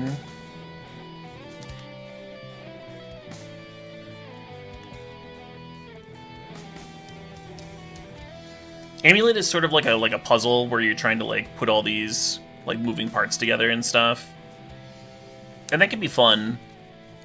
But I think I enjoy this this style of Magic a little bit more, where you're like focusing your sequencing around like disruption and a more typical 1 land drop return, instead of figuring out if you can have a win somehow with like 6 land drops. Yes, I'll see you there, James Daboosh. I'll see you there. Should be a good time. So I don't think I keep this hand. Technically, the Strike It Rich can give us other colors of mana. I mean, there's 28 lands in the deck. Any land kind of turns on the hand, huh? Alright. Since I'm on the draw, I'll keep it. I think I would actually mull this on the play.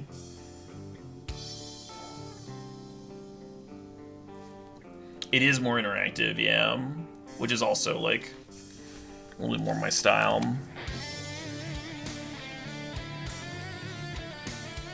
What am I taking to Legacy? Some kind of control variant. I need to play some leagues. The control decks have switched to like 4-color builds, and what I have put together is like a 3-color build.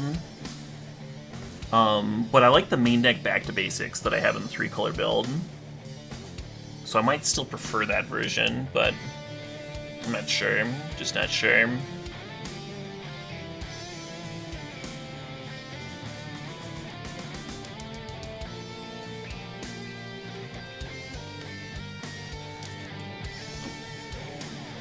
Any Legacy recommendations for someone who hasn't played Legacy?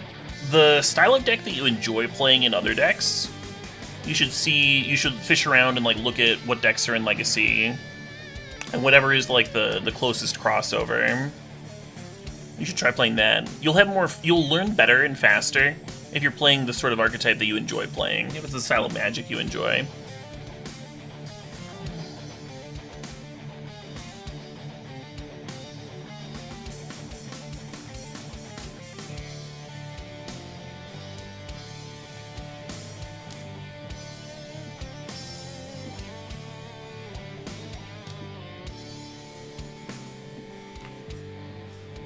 Play Black Red Luris in Modern? Yeah, black is not really a playable color in Legacy right now, unfortunately.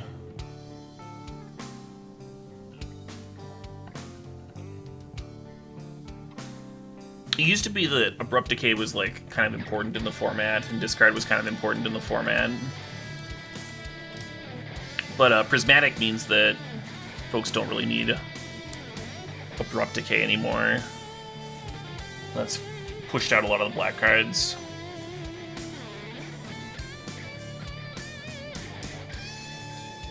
What's the mid-rangiest deck? The mid-rangiest decks in Legacy right now are probably Alurin, Bant Control, and Death and Taxes. Yeah. Not the most typical mid-range. That Alpine Moon is fucking fixing my mana. It's actually kind of great here. And we got a land. Should we just make a primetime here? Let's just make a primetime.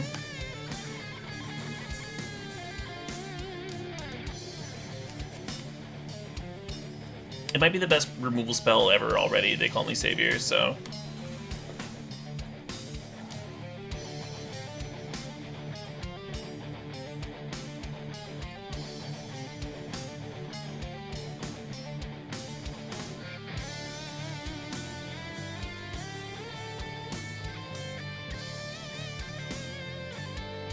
Might end up getting Force Negation. Okay, cool, I didn't. Do I just get 2 more Valakuts? They're kind of insane with that Alpine Moon down.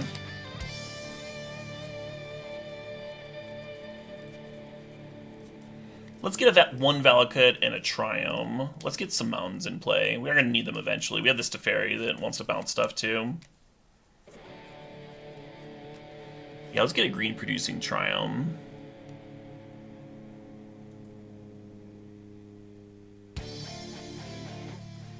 Maybe I just double Triome. Yeah, let's double Triome.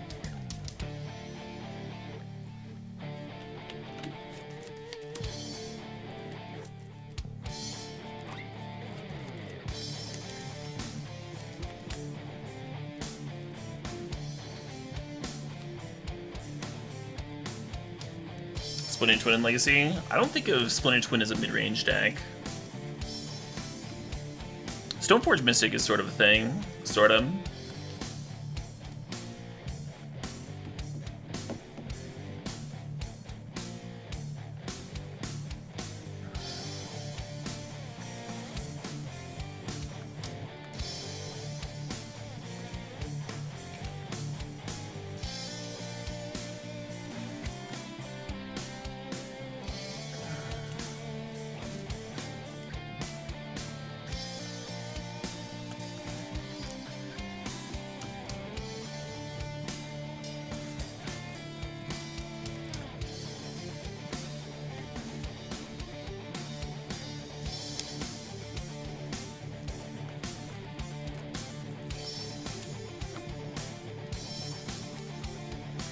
You miss Sharpless Bug? Yeah, that's a sweet deck to have around.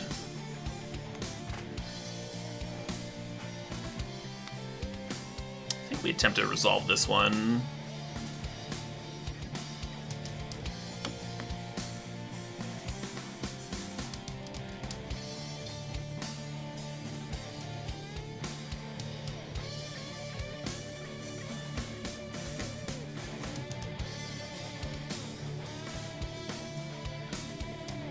But is looting?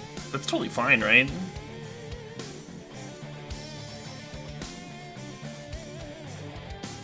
I'm not sure what the opponent's playing. It might just be like a rug control deck. I don't know if they've got like escape shift stuff on their top end. They've got snow synergies. So they might just be control.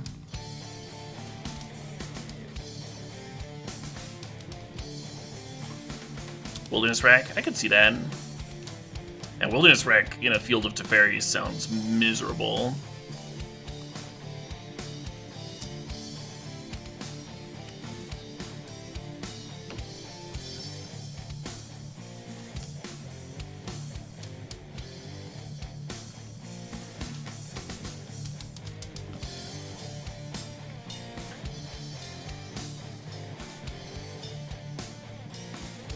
We don't have lethal here, because we only have 4 mountains. I guess I could explore and try and find another mountain.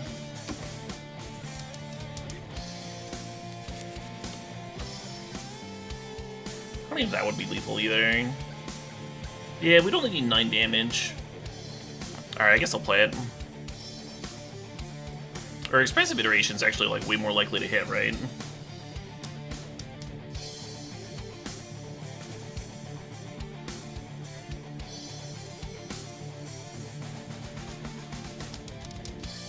Or no, it's only 6 damage. It's only 6 damage.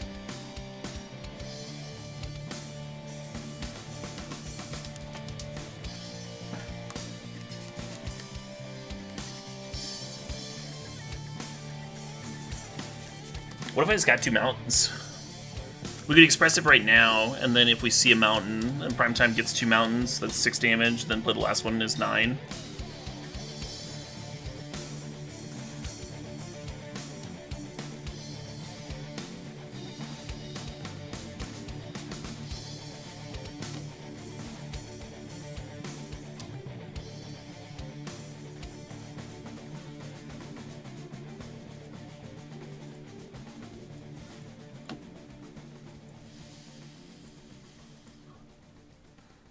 The old the old Valakut players probably would have figured this out like immediately. Took me a little bit of fuddy-duddying around.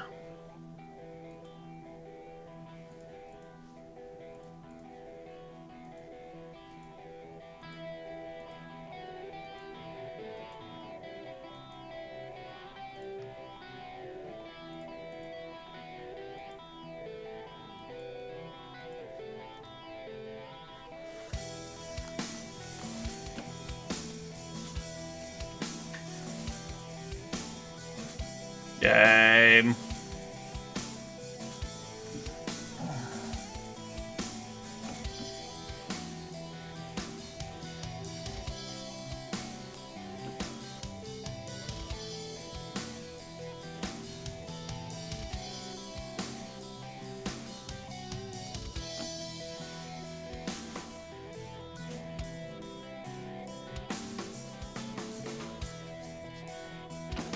Yeah, if you play the mountain pre-combat and then go get Valakut Mountain, that's like worth 6 damage.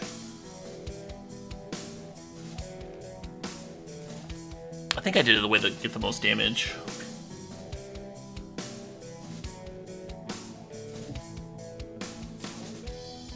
One of the reasons I'm jamming games, even though I'm like pretty set on my list, is like 1, ironing out last minute tweaks, and then 2, like making the Valakut math, making the more common paths, just like getting them locked into my brain so I don't fuck them up if I'm like sleep deprived or something after a long day of grinding. Deck is really fun, Steve's Train, yeah. How much play has Striker Rich been seeing in Modern? Yeah, pretty much just the creativity decks.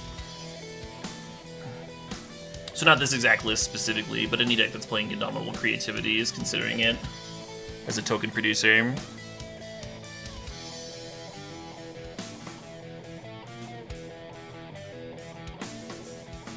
Nice song.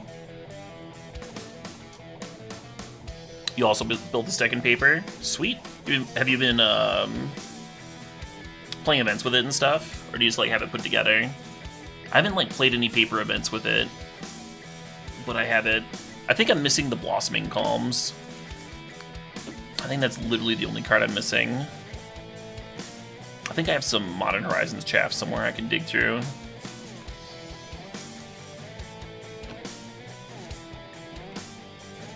For the main deck and everything else. Oh, the Shattering Sprees. I don't have Sprees. I was thinking about cutting those for cards that are better against Blood Moon anyway. Some Seals. I think I like that plan. Renin 6? Yeah, I don't think Renin 6 helps that much, because we have like 28 lands here or whatever. I think Explore is better than Renin 6. It's kind of rare that you run out of land drops, especially with Expressive Iteration, like giving you 2 land drops. It does happen every once in a while, but like it's kind of rare.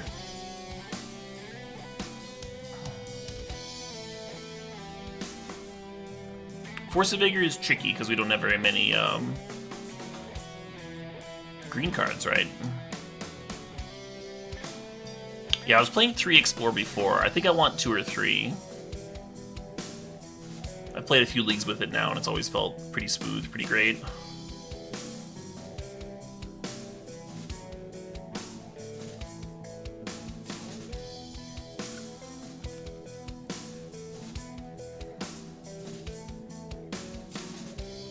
We aren't only ramping, so I don't want 4 Explorers, 4 Farseek, or whatever. We do have that angle of the deck. The nice thing about Explore is that it can smooth out draws, where you draw like a bunch of Valakuts and Triomes. That's the really cool thing about it. Oh fuck, this is gonna be interesting. So this Prismatic Ending is dead. I wouldn't have kept the opener if I'd known that Ending was gonna be dead, but you don't know, right? Not unless you're like Googling your opponent's name and seeing their deck history. Having a little bit of an idea there. Which, if I was playing in a Tryhard PTQ, playing on Moto, it's like kind of part of it, but I'm just jamming some casual games on stream. It wouldn't make much sense, huh? Creativity's a nice draw. I worry that we're going to be a little too slow against Living End. That's my big concern.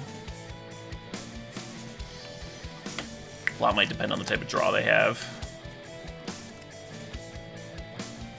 Growth Spiral is way too rough on the mana. We also don't really have a reason to play at instant speed. We're mostly a sorcery speed deck.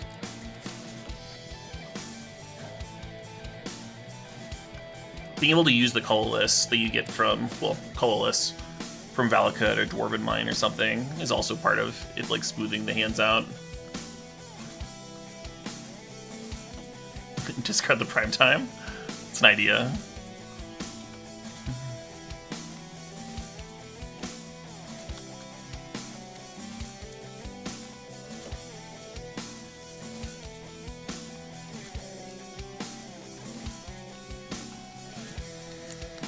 Oh, I wish this ending were any other card. It feels like it's Fairy here. Bouncing the 6/4 would actually probably be winning if we had a Teferi in this spot. Or if we had some tokens, then we could be threatening to make look like multiple prime times next turn. I think just one prime time next turn is not going to be enough. Unfortunately, I think we're going to pick up a loss here.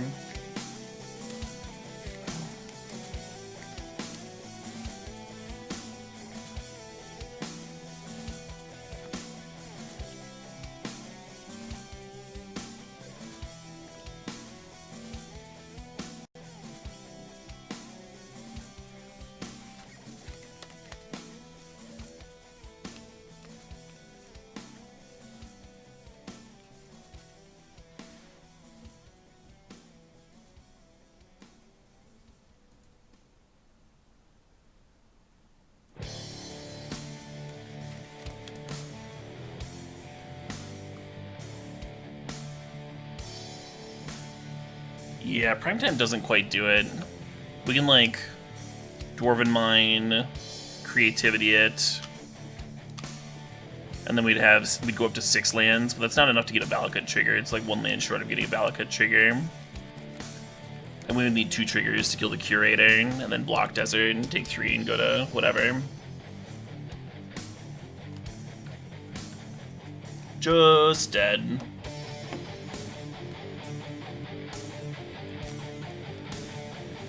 We don't really have a sideboard plan for Living End. Not a super useful one. Fluster Storm is good against them. We also get to cut dead cards and mulligan a little bit differently. That's the helpful part.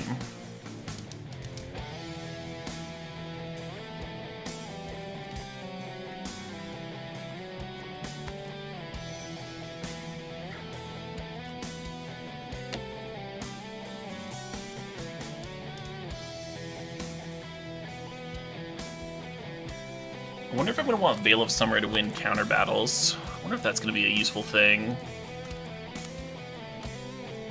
Aether Gust isn't very good against Living End itself, but like being able to Aether Gust random 6/4 or something could be good. Probably better than Lightning Helix. Void Mirror? Maybe. I've had pretty good luck against the Rhino deck so far. Usually by the time they're making an impressive amount of Rhinos, you can land a prime time or 2 and just clear stuff. The Teferis are also really good against Cascade.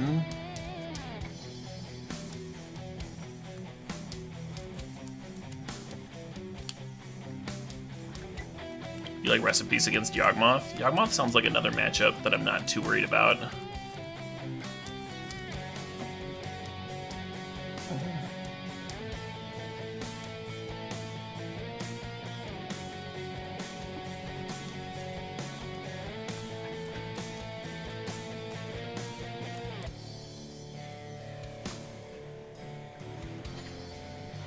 Graveyard Hate is mixed. There is Living End, it is a deck. It's not like a huge chunk of the metagame.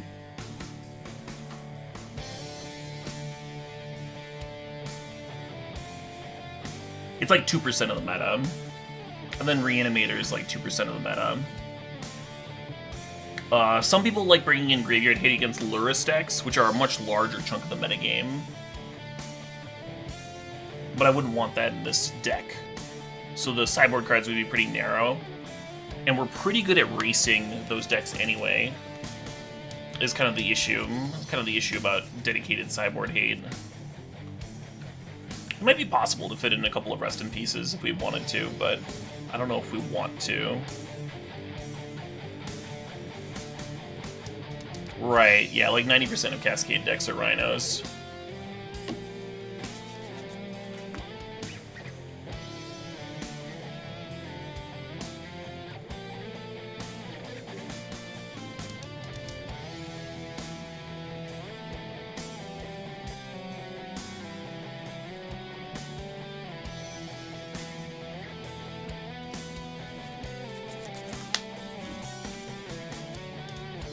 This is a spot where Explorer would be real nice,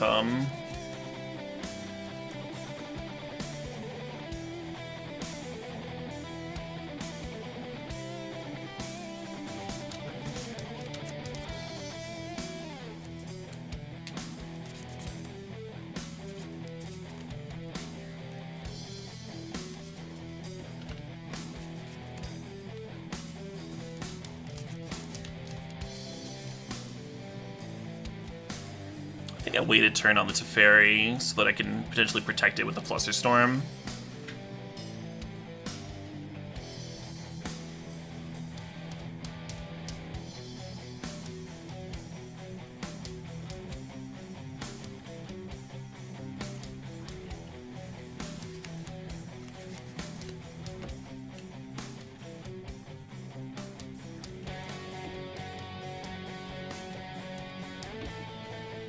Yeah, Brazen Bar is a very common card for them to play.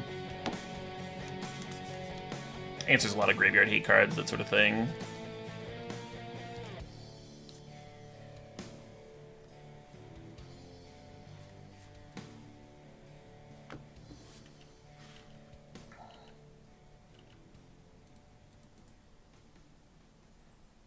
One Triumph, please.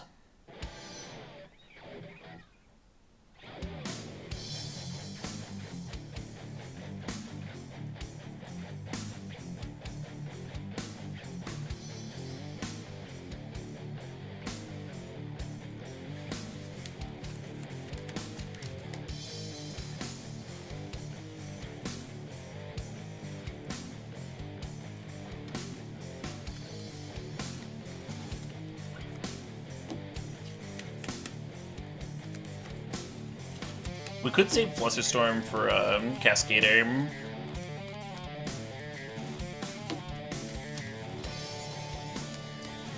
The issue with fighting over the Teferi here is if they have another Mystic Dispute, then they get to counter the Teferi through the Flusterstorm anyway.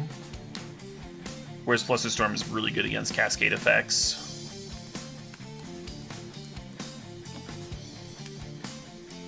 I think I like that.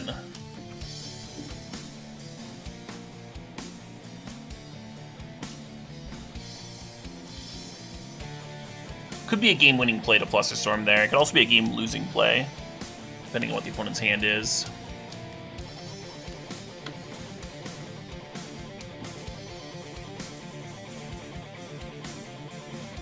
Then next turn we play Valakut tapped, Hard Evidence. Oh, maybe not.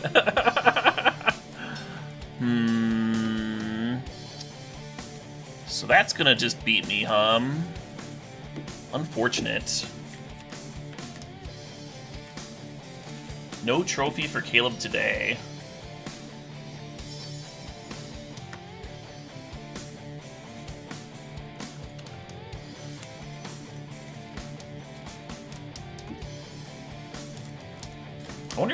I wonder if the Flusterstorm would have won. Like if they had another Mystical or not. Because if Teferi resolves, we can just like uptick it and then downtick on Blood Moon if they play Blood Moon. And just win.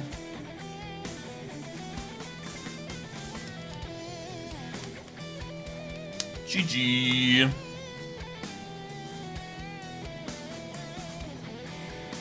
Usually Living End is not playing red. Usually they're playing black for Grief. So it's very uncommon to get Blood Mooned out of them. It is common to get Blood Mooned out of the more common Cascade deck, though, the Rhino Maker. So maybe something that I should have been thinking about. So not another trophy. I have trophied with this deck before. Not another trophy, but a pretty good run. And I learned a few things. I think I like the 3 expressive in the main deck and the 4th in the board. It looks really weird to have an expressive iteration in the sideboard, but it's so good against control, and it's so good at grinding, but yeah. And then I'm gonna add some anti-Blood Moon stuff to the board while I'm thinking about it. I'm not sure Maze's End. I'm not sure which seal I'm gonna play here. Which would make more sense. Maybe I'll play one of each.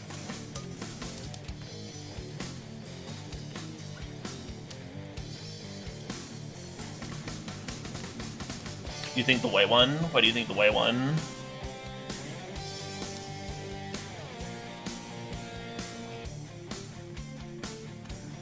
I wonder if the room for the extra shocks, for the extra Stomping Ground and Sacred Foundry just come from, like, cutting Triomes.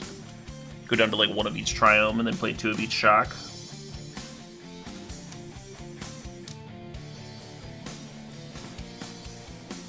More likely to get white early? Why is that?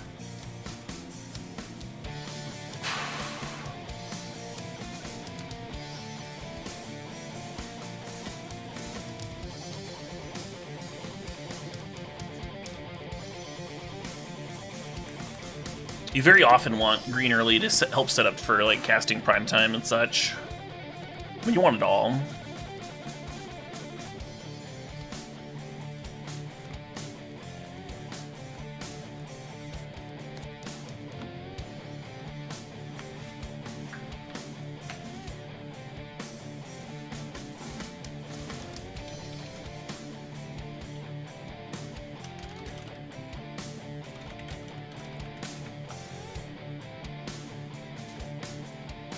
Shattering Spree has been really good for me. I think it's Hammer Time. Seal's gonna be a lot worse.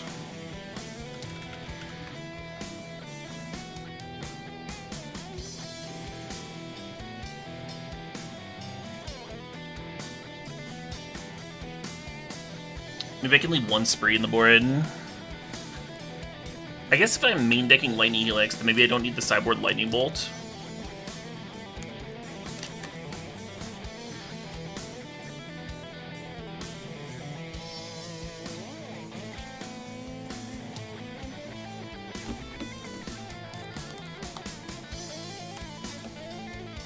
Engineered Explosives is a very bad card with Indomitable Creativity. Oh yeah, somebody was talking about the 2-mana artifact that stops, like, pitch costs and is good against 0-mana things. Like, if they haven't played colorless mana, then it counters it or whatever.